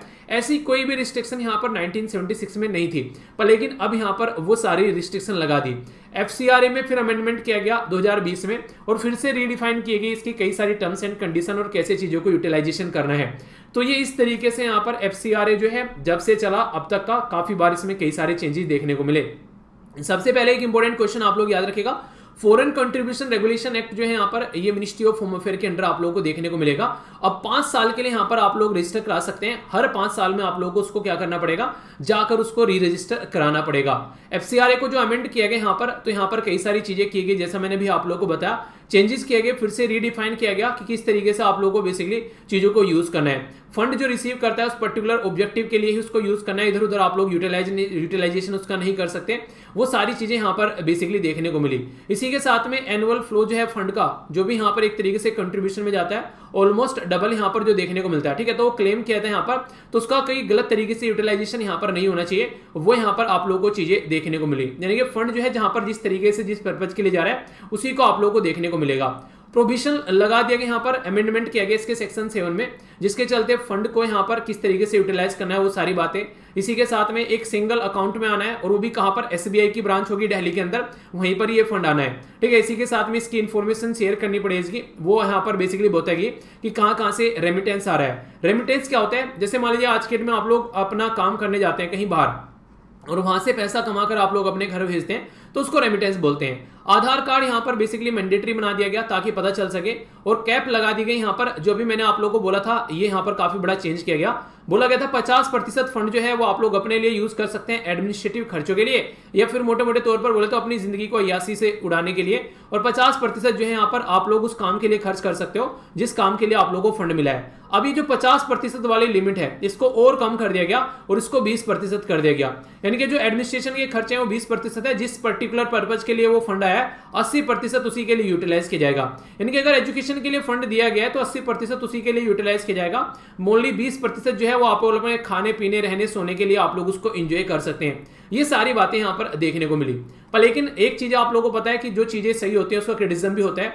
यहां बोला गया कि कई सारी एनजीओ के द्वारा कि फालतू में रिस्ट्रिक्शन लगाए जा रहे हैं, नॉन शेयरिंग ऑफ फंड की वजह से कई सारे जो हमारे काम धंधे जो हैं वो रुक गए हैं यहाँ पर, ठीक है। कई सारी एनजीओ के पास में एक्स्ट्रा फंड होता है, उनको वो नहीं मिल पा रहा है एक्स्ट्रा, और यहाँ पर एक दूसरे के साथ में शेयर नहीं कर पा रहे हैं। ये काफी इरेशनल है कि पूरे देश के अंदर में एक ही ब्रांच रहेगी, वहीं पर जाकर सब आप लोग अपना अकाउंट खुलवाएंगे, ये सही नहीं है। इसी के साथ में अनईज हो रहा है ऑपरेशन करने में, सबको दिल्ली में ही आना पड़ेगा और वहां से ऑपरेट करना है, चाहे देश में कहीं भी जा रहे हैं, और इलॉजिकल भी है यहाँ पर। ये हर एक बात पर यहाँ पर सुप्रीम कोर्ट के द्वारा बोला भी गया था कि ऐसा नहीं कि पेगासस का आप लोग सबके ऊपर केस लगा दिए। यहाँ पर बेसिकली सुप्रीम कोर्ट के द्वारा बोला गया कि नेशनल सिक्योरिटी के नाम पर ऐसा नहीं कि हर एक चीज आप लोग जस्टिफाई करोगे कि क्यों कर रहे हो नेशनल सिक्योरिटी, ये क्यों कर रहे हो नेशनल सिक्योरिटी, तो ऐसा नहीं होना चाहिए। एक तर्क भी उसके पीछे होना चाहिए कि सही एक लॉजिक होना चाहिए कि हाँ इसलिए आप लोग ये काम कर रहे हो। तो ये बातें भी यहाँ पर कोर्ट के द्वारा इसके बारे में बोली गई। तो ये पूरा कानून जो मैंने आप लोगों को यहाँ पर बता दिया, इसके बारे में कोई कंफ्यूजन अब आप लोगों को नहीं होना चाहिए। अभी क्वेश्चन होंगे जिनके आंसर आप लोगों को करने हैं, ठीक है।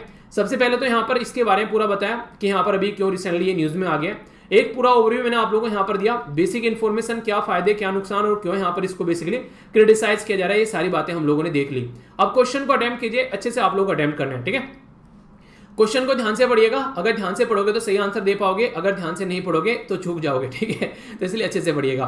बोला जा रहा है फॉरेन कंट्रीब्यूशन रेगुलेशन एक्ट के बारे में फर्स्ट इनेक्ट किया गया 1976 में और फिर अमेंडमेंट किया गया 2015 में। दूसरा यहाँ पर बोला गया है ये मैंडेटरी है फॉर ऑल द एनजीओ, तो यहाँ पर रजिस्टर करना है उसको एफसीआरए के तहत। तीसरा यहाँ पर बोला गया कि रजिस्टर करना है इज इनिशियल जो वैलिड है वो 3 ईयर के लिए आप लोग यहाँ पर देखने को मिलेगा। तो कौन सी स्टेटमेंट यहाँ पर आप लोग को आंसर देखना है कि यहाँ पर ए में बोला गया 1 2, बी में बोला गया 2 3, सी में बोला गया 1 3, डी में बोला गया ऑल ऑफ द अबव। तो यहाँ पर सही आंसर क्या है आप लोग यहाँ पर बताना है। फिर से ध्यान से पढ़िए, यहाँ पर नोट लिखा हुआ है, ठीक है। तो ये काफी इंपॉर्टेंट है। नोट यानी कि कौन सी स्टेटमेंट यहां पर बोला गया, नोट करेक्ट, यानी कि गलत स्टेटमेंट पूछा गया यहां पर। पूरा आर्टिकल पढ़ने के बाद भी अगर आप लोग यहां पर क्वेश्चन को ढंग से नहीं पढ़ेंगे, फिर भी क्वेश्चन गलत कर दोगे, इस बात की मैं आप लोगों को गारंटी देता हूं, अगर क्वेश्चन ढंग से नहीं पढ़ोगे तो इसलिए क्वेश्चन को ढंग से पढ़ने के बाद में जरूर पढ़िए, नोट पूछा है या फिर यहां पर नोट करेक्ट या फिर करेक्ट पूछा है, तो आप लोग सही से आंसर दे पाओगे। अभी मैंने आप लोगों को बताया यहां पर क्या था, यहां पर आप लोगों को बताया यहां पर ये 2015 नहीं था, यहां पर 2010 था, यहां पर मैंने अभी आप लोगों को बताया 2010 में इसको अमेंड किया गया, ठीक है। इसी के साथ में ये जो स्टेटमेंट है यहाँ पर 3 साल के लिए नहीं, मैंने 5 साल के लिए बताया, तो फर्स्ट और थर्ड स्टेटमेंट यहाँ पर गलत है, तो आंसर यहाँ पर सी हो गया। तो गलत वाली स्टेटमेंट अक्सर आप लोग क्या करते हैं, यूपीएससी आप लोग के साथ में जब खेलता है सारी स्टेटमेंट सही देता है, बीच में 2 स्टेटमेंट गलत डाल दी, ठीक है, यानी कि गलत वाला क्वेश्चन पूछ लिया आप लोग। फ्लो में गलत सही चल रहा था, इसमें भी आप लोग सही वाला लगा के आगे, पर लेकिन यहाँ पर गलत पूछा गया था। तो इस तरीके से आप लोग को चीजें समझनी पड़ेगी ढंग से। एक और क्वेश्चन आप लोगों के सामने बात की जा रही है, फॉरेन कंट्रीब्यूशन रेगुलेशन एक्ट जो है वो किस मिनिस्ट्री के अंडर में आता है, ministry of finance, ministry of home affair, ministry of corporate affair या फिर मिनिस्ट्री ऑफ कॉर्पोरेशन।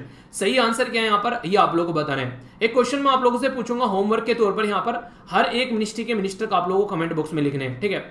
2 मिनिस्ट्री तो यहाँ पर ऐसी जिनके मिनिस्टर आप लोगों को एक ही देखने को मिल जाएंगे, 2 क्या मुझे चलो कुछ नहीं, ठीक है, आप लोगों को आंसर देना है, 2 के यहाँ पर ज्यादा ही काम है अटेम्प्ट करना आप लोग, ठीक है। तो इसका आंसर क्या यहाँ पर, रेगुलेशन एक्ट जो है किस मिनिस्ट्री के अंडर में आता है, तो अभी मैंने डिटेल में आप लोगों को बताया, इसका आंसर क्या होगा, आंसर होगा बी, यानी कि होम मिनिस्ट्री के अंडर आप लोग यहाँ पर ये चीजें देखने को मिलेगी।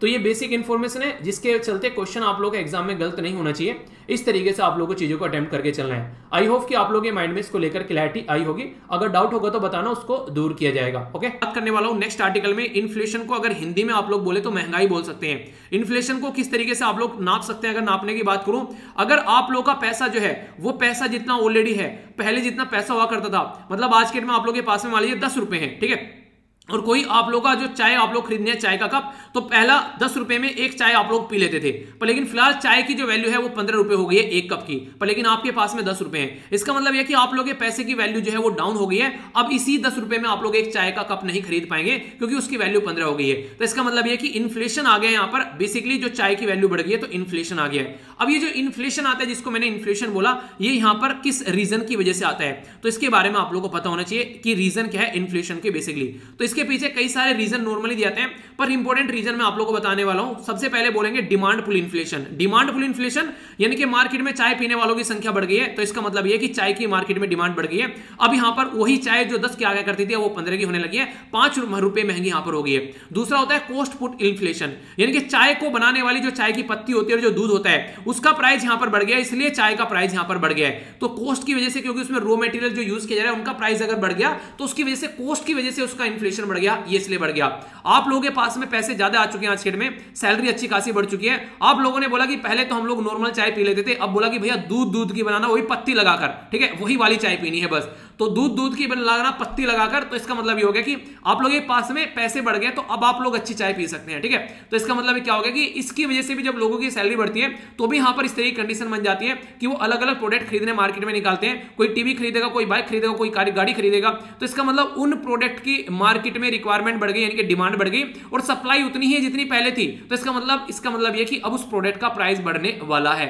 तो demand pull inflation, cost pull inflation और बिल्ट इन इन्फ्लेशन, ये यहां पर बेसिकली आप लोगों को कोज रहेंगे महंगाई को बढ़ाने के। तो इंपॉर्टेंट है इसके बारे में, ये बेसिक इंफॉर्मेशन आप लोग जरूर याद रखना, अगर क्वेश्चन पूछ ले जाए तो कंफ्यूज आप लोगों को नहीं होना है, ठीक है। अब कुछ इंपॉर्टेंट बातें यहां पर मैं आप लोगों से करने वाला हूं, बेसिक, जो कि क्वेश्चन बन सकता है। ये मैंने आप लोगों को बता दिया कि इन्फ्लेशन बढ़ता किसकी वजह से है, तो वो बता दिया किन किन 3 रीजन की वजह से, पर लेकिन ये इन्फ्लेशन बढ़ चुका है, इसको काउंट कैसे करते हैं, नापते कैसे हैं, इन्फ्लेशन को नापने का इंस्ट्रूमेंट क्या है। तो पहले को बोलते हैं होलसेल प्राइस इंडेक्स, जिसको WPI बोलते हैं, और दूसरे को बोलते हैं बेसिकली कंज्यूमर प्राइस इंडेक्स, जिसको CPI आप लोग बोलते हैं। ये यहां पर चेक करते हैं इन्फ्लेशन को काउंट करने का तरीका। और अगर बहुत ही डिटेल में आप लोगों को देखना है तो बड़ी ही एक प्यारी सी वीडियो बना चुकी है, यहां पर लाखों लोग इस वीडियो का फायदा उठा चुके हैं, आप भी इसका फायदा उठा सकते हैं। WPI और CPI में डिफरेंस क्या होता है, टोटल डिटेल में बहुत ही अच्छे से डिस्कस किया मैंने पिक्चर के साथ साथ में, ठीक है। तो ये एक वीडियो आप लोगों को मैं रिकमेंड जरूर करूंगा, जिस किसी ने नहीं देखी है, जिस किसी ने देखी है तो वो टाइम वेस्ट मत करना, जिस किसी ने नहीं देखी है वो जाकर देख लेना, सर्च कर लेना WPI एंड CPI बाय वीर, तो ये वीडियो खुलकर आप लोगों के सामने आ जाएंगी। बाकी बेसिक इंफॉर्मेशन मैं आप लोगों को बताने वाला हूं। WPI जो है बेसिकली यहां पर अगर बात करें, ये मेजर करता है क्या क्या चेंज हो रहा है प्राइस में, गुड्स जो भी सोल्ड किया जा रहा है, ठीक है। तो ये बेसिकली बात करता है यहां पर जो पर्टिकुलर बेचने वाला है उसके पॉइंट पर यहां पर देखता है कि क्या महंगाई है, ठीक है। पर लेकिन यहां पर जो अगले वाला है, यहां पर ये क्या करता है, कंज्यूमर प्राइस इंडेक्स, ये कंज्यूमर पर चेक करता है कि कंज्यूमर को किस लेवल पर मिल रहा है, ठीक है। तो ये इंपॉर्टेंट आप लोगों को देखने को मिलेगा। अगर बात करें इसके बारे में तो आप लोगों को देखने को मिलेगा ये जो बेसिकली यहां पर पब्लिश किया जाता है ऑफिस ऑफ इकोनॉमिक एडवाइजर के द्वारा पब्लिश किया जाता है, जो कि ministry of commerce and industry के अंडर में आता है। अगर इसके बारे में आप लोग बात करेंगे तो यहां पर ये आप लोगों को देखने को मिलेगा, ये जो रिलीज किया जाता है ये नेशनल स्टैटिस्टिकल ऑफिस यानी कि एनएसओ के द्वारा यहां पर रिलीज किया जाता है। तो ये इंपॉर्टेंट है जिसके बारे में आप लोग याद रखना। अगर बात करूंगा एनएसओ के बारे में, थोड़ी सी आप लोग कंफ्यूज मत होना, उसको भी समझाऊंगा। Most widely use inflation indicator था अब तक इंडिया के अंदर में, पर लेकिन फिलहाल अभी चेंज कर दी गई है कई सारी चीजें। मेजर क्रिटिसिज्म इसका ये होता है क्योंकि यहां पर जो जनरल पब्लिक है, ठीक है, उसके हिसाब से नहीं, ये होलसेल पर काउंट करता है, यानी कि पर्टिकुलर एक पॉइंट पर नहीं, ये होलसेल कितना प्रोडक्ट बेचा जा रहा है उसके ऊपर काम करता है। यानी कि जैसा मैंने आप लोगों को इस पिक्चर में बताया, यहां पर डब्ल्यूपीआई किसके बीच में होगा, कोई कंपनी है और उसके चलते होलसेल दुकान वाले लेकर आ रहे हैं, तो उसके बीच में कितनी महंगाई हो रही है। जबकि डब्ल्यूपीआई क्या करता है कि यहां से जब आप लोग चलेंगे आगे, इन दुकान पर प्रोडक्ट आ गया, फिर कस्टमर को कितना महंगा हो रहा है, तो ये कंज्यूमर बेस पर चेक कर रहा है डब्ल्यूपीआई। तो इसलिए डब्ल्यूपीआई को ज्यादा इंपॉर्टेंस दी जाती है as compare to wholesale price index के कंपेयर में। तो इसलिए यहां पर ये काफी ज्यादा इंपॉर्टेंट यहां पर हो जाता है। पहले जो बेस ईयर था इसका चेक करने का 2004-05 था, फिर इसका 2011-12 कर दिया, और अब यहां 2011-12 कर दिया 2017 में। तो फिलहाल बेस जो आप लोगों को इसका यहां पर ये देखने को मिलेगा, जिसके बेस पर ये इंडेक्स चेक करते हैं। इंपॉर्टेंट क्वेश्चन पूछे जा चुके हैं कई बार, ठीक है, कि इसके बारे में बताइए। ये चीजें आर्टिकल में मत ढूंढना, आर्टिकल में नहीं मिलेगी, इसलिए बोल रहा हूं, ये बेसिक इकोनॉमी स्टार्ट हो चुकी है अब आप लोग की, ठीक है।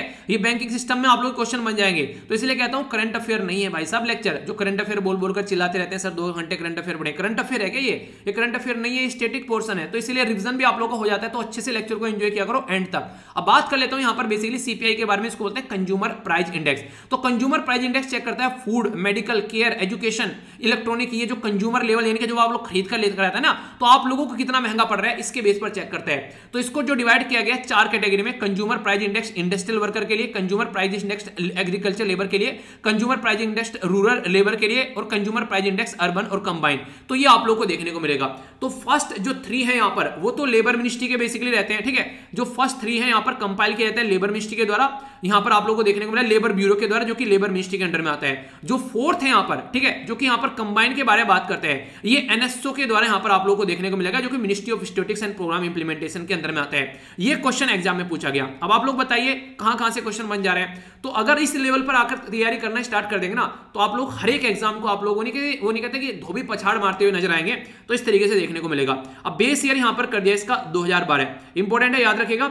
मॉनेटरी पॉलिसी कमेटी जो होती है वो यहां पर कंज्यूमर प्राइस इंडेक्स ही चेक करती है, वो होलसेल प्राइस इंडेक्स चेक नहीं करती है। तो ये इंपॉर्टेंट है, जो कि रिजर्व बैंक ऑफ इंडिया के द्वारा काउंट किया जाता है 2014 से। इसके चलते मॉनेटरी पॉलिसी कमेटी के बारे में बात करूंगा। उससे पहले आप लोग ये देखिए, जो यहां पर 3 पॉइंट जो है वो किसके द्वारा दिए जाते हैं, वो लेबर मिनिस्ट्री के द्वारा दिए जाते हैं। तो यहां पर जो आप लोग एक पेपर है ना ईपीएफओ वाले, तो उसके अंदर क्वेश्चन पूछ जाएगा, असिस्टेंट प्रोविडेंट फंड कमिश्नर का पेपर आ रहा है आगे, उसके अंदर क्वेश्चन आप लोग के लिए बन सकते हैं यहां पर, ठीक है। तो इंपॉर्टेंट है, याद रखना इसके बारे में। अब यहां पर जो इंपॉर्टेंट मैं आप लोगों को बताने वाला हूं, उसके बारे में क्वेश्चन पूछा जाएगा, इसको बोलते हैं एनएसओ। तो अलग से है यहां पर, ये अलग से पॉइंट आप लोग काउंट कर लेना इसको। एनएसओ जिसको बोलते हैं नेशनल स्टैटिस्टिकल ऑफिस, बेसिकली राष्ट्रीय सांख्यिकी कार्यालय इसको बोलते हैं। ये हमारी कंट्री में जब स्टार्टिंग बनाया गया, इसका नाम सीएसआई था। मैंने नैनो मैगजीन में हालांकि पढ़ा दिया, आप लोगों को रिवीजन हो जाएगा आप लोगों का, ठीक है। सेकंड में 1951 में बनाया गया, आगे चलकर इसका नाम चेंज करके सीएसओ कर दिया, यानी सेंट्रल स्टैटिस्टिकल ऑर्गेनाइजेशन 1954 में। तीसरी बार इसका नाम चेंज करके ये सीएसओ तो सीएसओ ही रहा, पर लेकिन सेंट्रल स्टैटिस्टिकल ऑफिस कर दिया ऑर्गेनाइजेशन का नाम हटाकर। फिर अब आगे चलकर क्या किया गया, अब यहां पर रिसेंटली जो किया गया 2019 में, ये इंपॉर्टेंट बन जाता है, इसको याद रखिएगा। एनएसएसओ यानी कि नेशनल सैंपल सर्वे ऑफिस, और यहां पर सेंट्रल स्टैटिस्टिकल और जो सीएसओ, इनको दोनों को मर्ज कर नेशनल स्टैटिस्टिकल ऑफिस बना दिया गया है, जिसको एनएसओ बोलते हैं। तो ये यहां पर प्रस्तुत करता है कंज्यूमर प्राइस इंडेक्स का जो 4th पोर्शन है, जिसको आप लोग क्या बोलते हैं, इसको आप लोग बोलते हैं सीपीआई, यानी कि कंज्यूमर प्राइस इंडेक्स का, जो रूरल और अर्बन वाले एरिया में होता है। कंफ्यूजन तो नहीं है, बिल्कुल नहीं होना चाहिए। फिर भी है तो बताना, बैठा किस लिए हो यहां पर, ठीक है। Ministry of statistics and programme implementation को जो सांख्यिकी एंड कार्यान्वयन जो मंत्रालय भी आप लोग बोलते हैं, इसको बेसिकली एग्जिस्टेंस में कब आया, ये आया था 1999 यानी कि 1999 में। इसको कब कैसे बनाया गया था, तो department of statistics and department of programme implementation को मर्ज कर ये पर्टिकुलर मिनिस्ट्री आई, जिसके अंडर में एनएसओ आप लोग को देखने को मिलता है। कंफ्यूजन नहीं होना चाहिए, क्वेश्चन नहीं छोड़ना चाहिए पेपर में, ठीक है। तो ये बातें मैंने आप लोगों को सारी बता दी।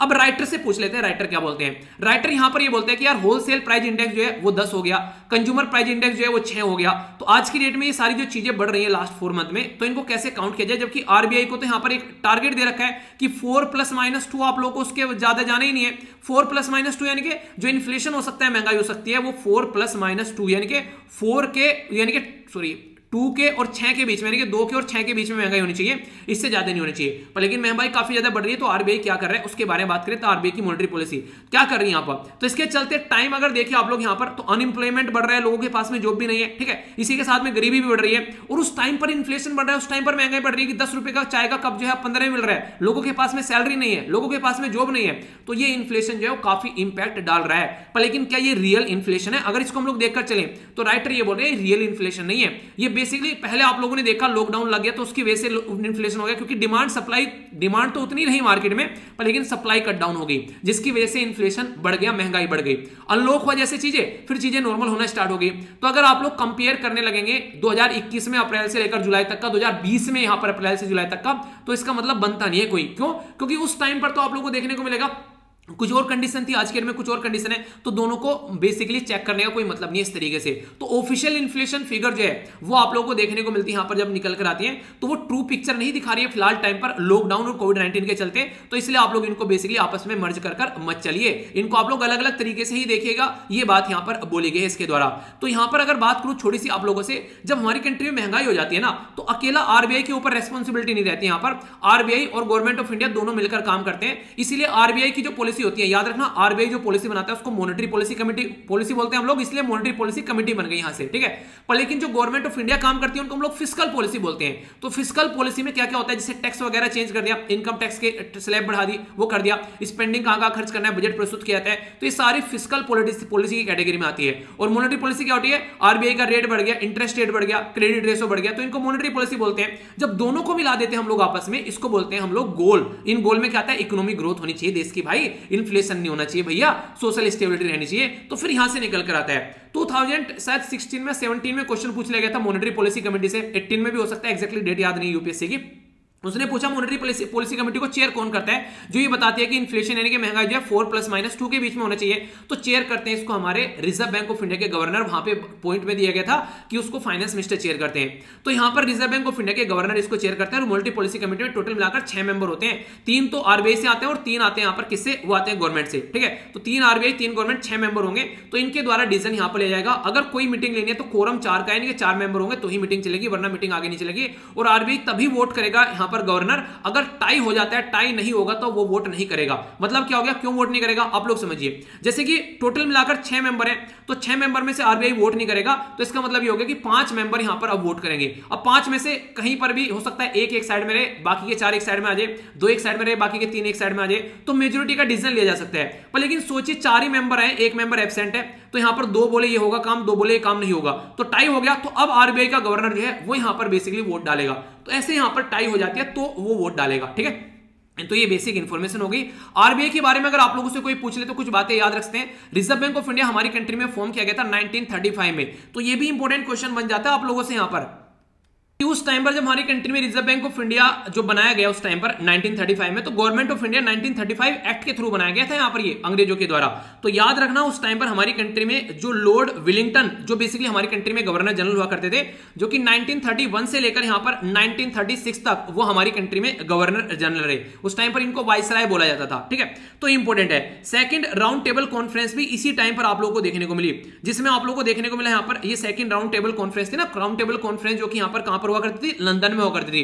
तो 3 राउंड टेबल कॉन्फ्रेंस हुई, याद रखेगा 3 में से सेकंड राउंड टेबल कॉन्फ्रेंस अकेली लोती कॉन्फ्रेंस थी, जिसमें महात्मा गांधी जी के द्वारा पार्टिसिपेट किया गया, इसके अलावा उनके द्वारा किसी में भी पार्टिसिपेट नहीं किया गया है।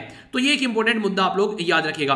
ऑल इंडिया किसान सभा जो है वो भी यहां पर 1936 में इसी गवर्नर जनरल के टाइम पर यहां पर बेसिकली क्रिएट की गई थी, जो यहां पर रामसे मैकडोनाल्ड के द्वारा अनाउंस किया गया था कम्युनल अवार्ड, पूना पैक्ट में जाकर इसका सॉल्यूशन निकाला गया था महात्मा गांधी और भीमराव अंबेडकर जी के द्वारा। तो महात्मा गांधी जी और भीमराव अंबेडकर जी के द्वारा इसका फिर सॉल्यूशन निकाला गया। 1932 में कम्युनल अवार्ड दिया गया था, यानी कि देश को और ज्यादा डिवाइड करने की कोशिश यहां पर की गई थी। तो लॉर्ड जो विलिंगटन है वो इस टाइम पर हमारी कंट्री के बेसिकली वाइसराय हुआ करते थे। तो बेसिक इंफॉर्मेशन है, याद रखिएगा।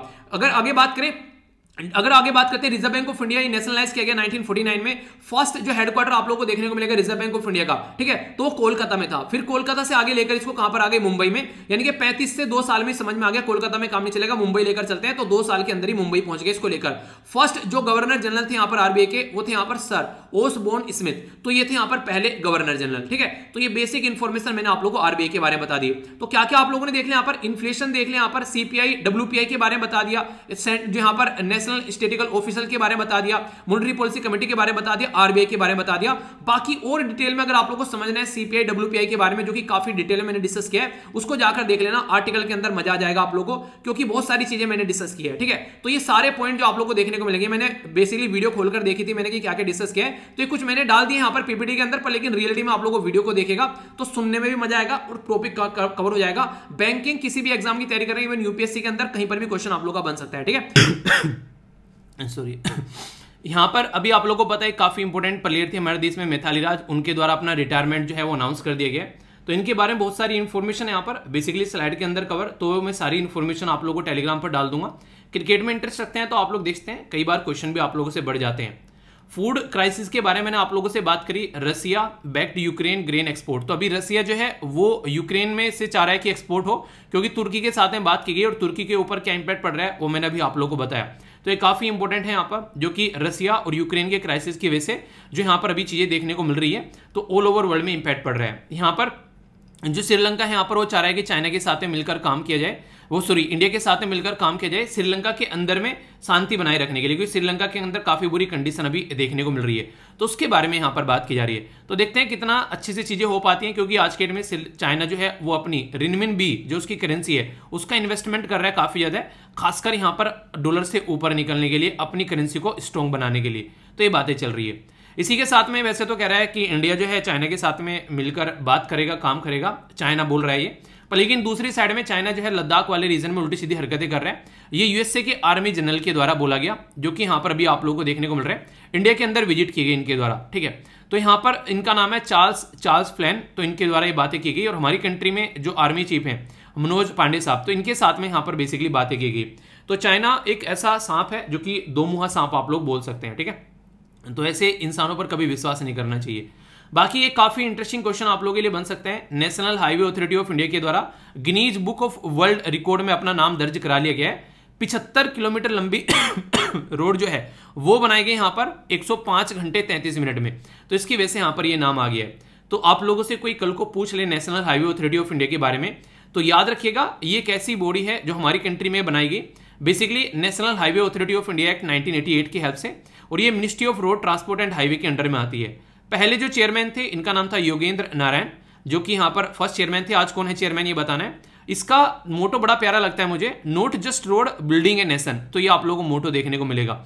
और इसरो के साथ मिलकर ये बेसिकली रोड को आइडेंटिफाई करने का भी काम करते हैं, ताकि अगर कहीं भी आप लोग जा रहे हो उनको चेक कर सकें, ठीक है। तो इसके बारे में यहाँ पर ये चीजें हैं। ये एक काफी इंपॉर्टेंट न्यूज बोल सकते हैं, खासकर जो बात की जा रही है 18,000 जो पंडित हैं वो विजिट कर रहे हैं यहाँ पर खीर भवानी टेम्पल, जो कि यहाँ पर अभी चीजों को नॉर्मल बनाने की कोशिश की जा रही है, भाईचारा बढ़ाने की कोशिश की जा रही है जम्मू एंड कश्मीर में। तो सिचुएशन अगर नॉर्मल होती है तो आने वाले टाइम में चीजें जो हैं वो आप लोगों को अच्छी देखने को मिलेगी। इसी के साथ में यहाँ पर एक आर्टिकल जो है यहाँ पर ये आप लोगों को देखने को मिलेगा एमएसपी के बारे में। तो मैं आप लोग कुछ बस बेसिक बातें बताता हूँ ताकि आप लोग अच्छे से कनेक्ट कर पाए। एमएसपी के प्राइस के बारे में बात की गई, तो अभी यहाँ पर बेसिकली रिवील्ड किए गए कुछ क्रॉप के। तो बेसिक कौन यहाँ पर ये काम करता है, तो है एक पर्टिकुलर बॉडी जिसके बारे में आप लोगों को पता होना चाहिए, क्वेश्चन भी यहाँ से बन जाते हैं कई बार, ठीक है। तो commission for agriculture cost and price जो है ये 1965 में बनाई गई एक बॉडी है, जो कि मिनिमम सपोर्ट प्राइस को रिकमेंड करती है। देखिए दो चीजें हैं जिनमें आप लोग कंफ्यूजन नहीं होना है। एक तो बोलते हैं हम लोग मिनिमम सपोर्ट प्राइस, ठीक है, जिसके बारे में भी आप लोगों से बात करूंगा। मिनिमम सपोर्ट प्राइस हमारी कंट्री में 23 फसल के लिए दिया जाता है। और दूसरे को बोलते हैं fair and remunerative price. Fair and remunerative price जो है वो ओनली शुगर कैन यानी कि गन्ने के लिए दिया जाता है। यानी कि दोनों के लिए जो डिसाइड करने का प्रोसीजर है वो अलग अलग है, ये आप लोग याद रखिएगा। जो एमएसपी की हम लोग बात करते हैं, जिसको आप लोग मिनिमम सपोर्ट प्राइस बोलते हैं, यानी कि मिनिमम कम से कम इतना मूल्य तो किसानों को मिलना चाहिए, उसके बारे में बात करते हैं। इसके लिए कोई कानून नहीं है हमारे देश में, कोई स्टैट्यूटरी प्रोविजन नहीं है। इसीलिए यहाँ पर किसान प्रोटेस्ट कर रहे थे कि कानून बनाओ कि मिनिमम सपोर्ट प्राइस किसानों को मिलेगा ही मिलेगा, और इन फसल के लिए कानून बनाना है ताकि ये आप लोगों को प्राइस मिले ही मिले। पर लेकिन गवर्नमेंट के भी हाथ बंधे रहते हैं, क्योंकि हम लोग वर्ल्ड ट्रेड ऑर्गेनाइजेशन के साथ में मिलकर काम करते हैं, मेंबर हैं।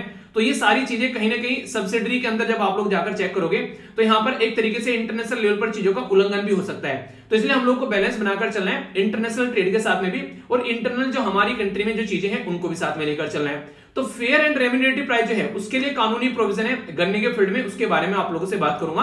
पहले यहाँ पर समझते हैं। अभी मैंने बताया आप लोगों को जो यहाँ पर ministry of agriculture farmer and welfare है वो बेसिकली यहाँ पर इस चीज को इंप्लीमेंट करती है, और ये 1965 में यहाँ पर बनाया गया। ये जो commission for agriculture cost and price है ये एक एडवाइजरी बॉडी है, मतलब कि इसका काम है सलाह देना और सलाह देके कल्टी मार जा, यानी कि अब तेरा कोई काम नहीं है, अब हमको ये इंप्लीमेंट करना है, ये इंप्लीमेंट नहीं करना है, ये हम लोग डिसाइड करेंगे। ये गवर्नमेंट बोलती है इसको, यानी कि तुम्हारा काम था यहाँ तक, तुम्हारा काम खत्म, अब tata bye bye see you, और इसके बाद में हम लोग अपना काम खुद से करेंगे। तो ये क्या होता है, यहाँ पर ये पूरा प्रोसीजर चलता है, और 23 ऐसी फसल है यहाँ पर, ये सारी फसल है 23, जिसमें दालें भी हो गया, ओल सीड वगैरह, कमर्शियल क्रॉप, शुगर कैन वगैरह, तो ये सारी 23 फसल आप लोगों को देखने को मिलेगी। ठीक है, जैसे कि आप लोग देखते हैं 7 और 5 12, ठीक है, इसी के साथ में देखिए सारी चीजें ना आप लोगों को रटनी नहीं है, एक मोटे मोटे तौर पर मैं आप लोगों को इसलिए बता रहा हूं ताकि आप लोग इनको रटे ना, आप लोग थोड़ा समझ सके। ठीक है, तो 7 और 5 12 और 7 19, इसी के साथ में और 4 23, ये तो होगी बेसिकली एमएसपी के लिए, और एक होगी गन्ना, जिसके लिए हम लोग क्या काम करते हैं, फेयर एंड रेम्यूनरेटिव प्राइस। तो ये अलग है, अगर गन्ने को भी साथ में जोड़ देंगे तो 24 हो जाएगा। ठीक है, तो इस तरीके से आप लोग समझ सकते हैं। तो अभी जो यहाँ पर प्राइस दिया जा रहा है वो तो मैंने एमएसपी के बारे में आप लोग को बता दिया, पर लेकिन पूरा जो हमारे वाला आर्टिकल है वो एमएसपी के ऊपर नहीं है, वो किसके ऊपर है, वो फेयर एंड रेम्यूनरेटिव प्राइस के बारे में बात करेंगे यहाँ पर, जो कि काफी डिटेल में आप लोगों को मैं बताने वाला हूं। फेयर एंड रेम्यूनरेटिव प्राइस क्या होता है, पहले आप लोग इसको समझिए। सबसे पहले तो ये याद रखिएगा, फेयर एंड रेम्यूनरेटिव प्राइस जो है वो पहली बार रिकमेंड किया गया था यहाँ पर, किसके द्वारा, रंगराजन कमेटी के द्वारा।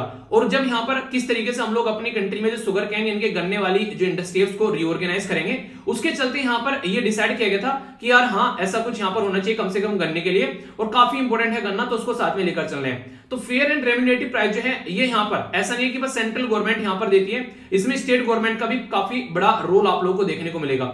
इवन जब मैंने अभी बताया था कि आप लोगों को कि मैं घर गया होता, तो मैंने जैसे पापा है मेरे, तो मैंने उनसे बात की, मैंने कहा गन्ने का प्राइस क्या चल रहा है। ठीक है, तो यहाँ पर आप लोगों को देखने को मिलेगा जैसे जैसे इलेक्शन आता है तो गन्ने का प्राइस कई बार बढ़ा देते हैं। ठीक है, तो जैसे जैसे कहीं पर अगर आप लोगों को देखने को मिलेगा किसी भी कंट्री के अंदर में, जैसे पूरी कंट्री किसी भी राज्य के अंदर में क्या रहता है, जैसे मान लीजिए इलेक्शन आने वाले हैं, ठीक है, तो वहां पर क्या करेंगे, उसका प्राइस बढ़ा देते हैं। नॉर्मली काफी लंबे समय से प्राइस जो है सही चलता रहता है। ठीक है, तो इस तरीके से पंजाब में अभी इलेक्शन, ठीक है, इसी के साथ में उत्तर प्रदेश में इलेक्शन है, तो यहाँ पे अगर आप लोग जाकर चेक करोगे तो गन्ने का प्राइस अभी रिसेंटली सेंट्रल गवर्नमेंट ने बढ़ा दिया, पर लेकिन सेंट्रल गवर्नमेंट ने तो बढ़ा दिया यहाँ पर गन्ने का प्राइस। क्या आप लोगों को लगता है कि स्टेट गवर्नमेंट ने भी गन्ने का प्राइस बढ़ा दिया है, या गन्ने का प्राइस स्टेट गवर्नमेंट कैसे डिसाइड करते हैं, तो वो पूरा प्रोसीजर आप लोगों को पता होना चाहिए। अगर एक किसान परिवार से आप लोग आते हैं, होता क्या है, सेंट्रल गवर्नमेंट पहले डिसाइड कर देती है कि एक particular fair and remunerative price ये है, कहां से निकल कर आता है, यहाँ पर commission for agriculture cost and price जो होता है वो यहाँ पर बेसिकली रिकमेंड करता है cabinet committee on economic affair को, जो कि प्राइम मिनिस्टर जी की अध्यक्षता में रहती है।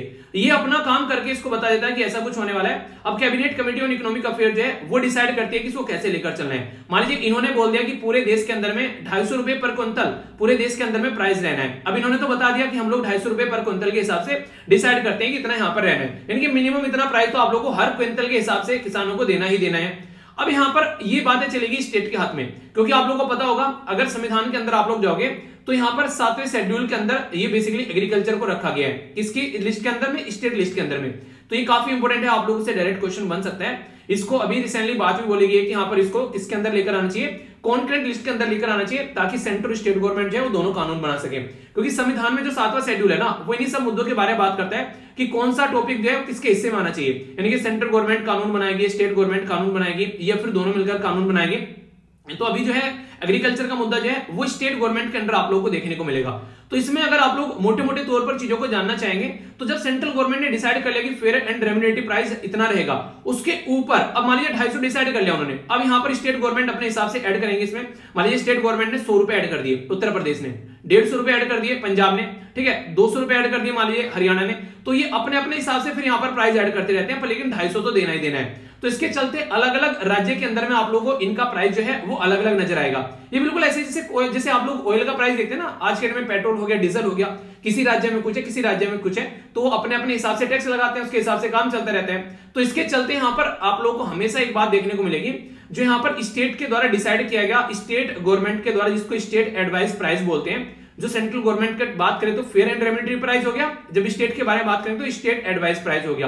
तो स्टेट गवर्नमेंट के द्वारा जो अनाउंस किया था वो हमेशा सेंट्रल गवर्नमेंट से ज्यादा ही होगा। क्यों? क्योंकि उसके ऊपर रखकर ये बेसिकली आगे पैसा देने वाले हैं। तो याद रखिएगा स्टेट गवर्नमेंट का प्राइस कम नहीं, हमेशा ज्यादा होगा। ये कंफ्यूजन नहीं होना, क्योंकि एग्रीकल्चर जो है 7वें शेड्यूल के अंदर किसके अंदर आता है, ये स्टेट के अंदर में आता है। ठीक है, तो इसी के बारे में आप लोग थोड़ा सा याद रखिएगा। अब कुछ और बातें मैं आप लोगों को यहाँ पर बताने वाला हूं जो कि आप लोगों को यहाँ पर याद रखनी है। जैसे यहाँ पर अगर बात करें, अभी मैंने आप लोगों को बताया कैसे कैसे पूरा प्रोजेक्ट चल रहा है, ये स्टैट्यूटरी बॉडी है, ये सारी बातें बता दी।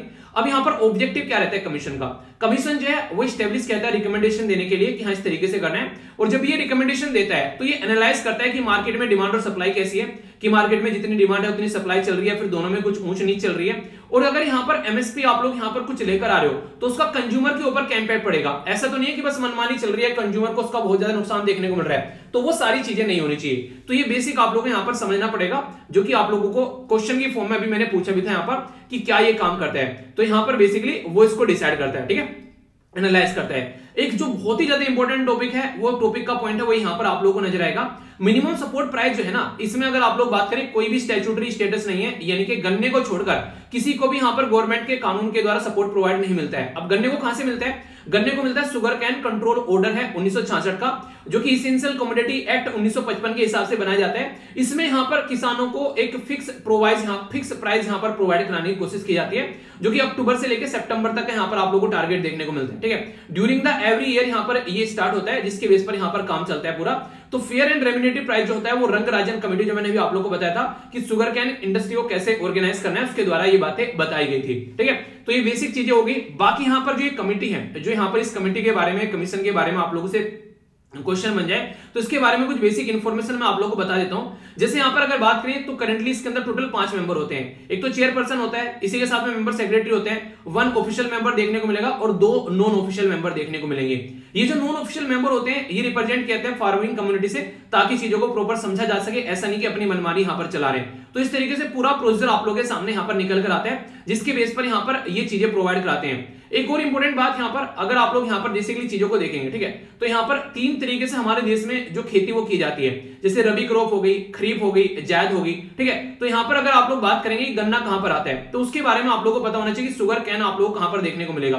तो इसको आप लोग कैसे देख सकते हैं, उसको आप लोग ऐसे देखिए कि बोया किस टाइम जाता है और काटा किस टाइम जाता है, तो उसके बेस पर आप लोग यहाँ पर ये आप लोगों का टारगेट है। अगर बात करें जैसे आप लोग के एरिया में गन्ना होता है, ठीक है, तो गन्ने की जो बेसिकली कटाई कब होती है, अगर आप लोग देखें इसके बेस पर, ठीक है, अगर आप लोग किसान वाले एरिया से आते हैं तो देखता हूं यहाँ पर कॉमन सेंस लगाकर आप लोग क्या आंसर दोगे इसका, मतलब गन्ना जो होता है वो किस कैटेगरी में आता है, रबी, खरीफ या जायद, या किस कैटेगरी में आप लोगों को देखने को मिलेगा। ये क्वेश्चन का आंसर आप लोगों को देना है। थोड़ा सा एनालिटिकल क्वेश्चन है, पर लेकिन आप लोग जाकर देखोगे तो आप लोगों को इसका आंसर मिल जाएगा। इसको अच्छे से आप लोग प्रैक्टिस करना, ठीक है। तो ये था बाकी पूरा पॉइंट। बाकी ये है आज का आप लोगों को सुडोकू, जो कि आप लोगों को जाकर अटेम्प्ट करना है। अच्छे से अटेम्प्ट कीजिएगा, कोई भी डाउट आप लोगों के माइंड में नहीं होना चाहिए। और ये है यहाँ पर एसएलवी कमांडो, जो कि मैंने आप लोगों को यहाँ पर बता दिया, ठीक है। तो इस तरीके से आप लोग चीजों को समझ सकते हैं। तो आज का डिस्कशन यहीं पर समाप्त करते हैं। बाकी आसपास सफाई रखिए, और हाँ, वो काम जरूर करना है, 5 मिनट के लिए आंखें बंद करिए और देखिए क्या क्या हम लोगों ने डिस्कस किया है। रिकॉल करने की कोशिश करो, और जितना भी हो सके पीडीएफ आप लोगों को मिल जाएगी, उससे रिकॉल कर लेना एक बार, चीजें भूलनी नहीं है। तो नेक्स्ट लेक्चर में मिलता हूं। बड़ों को नमस्ते, छोटों को प्यार, छोटी सी लाइफ एंजॉय करार, और फीडबैक जरूर देना, लाइक या डिसलाइक कर आप लोग बता सकते हैं। तो मिलता हूं नेक्स्ट लेक्चर में, तब तक के लिए जय हिंद।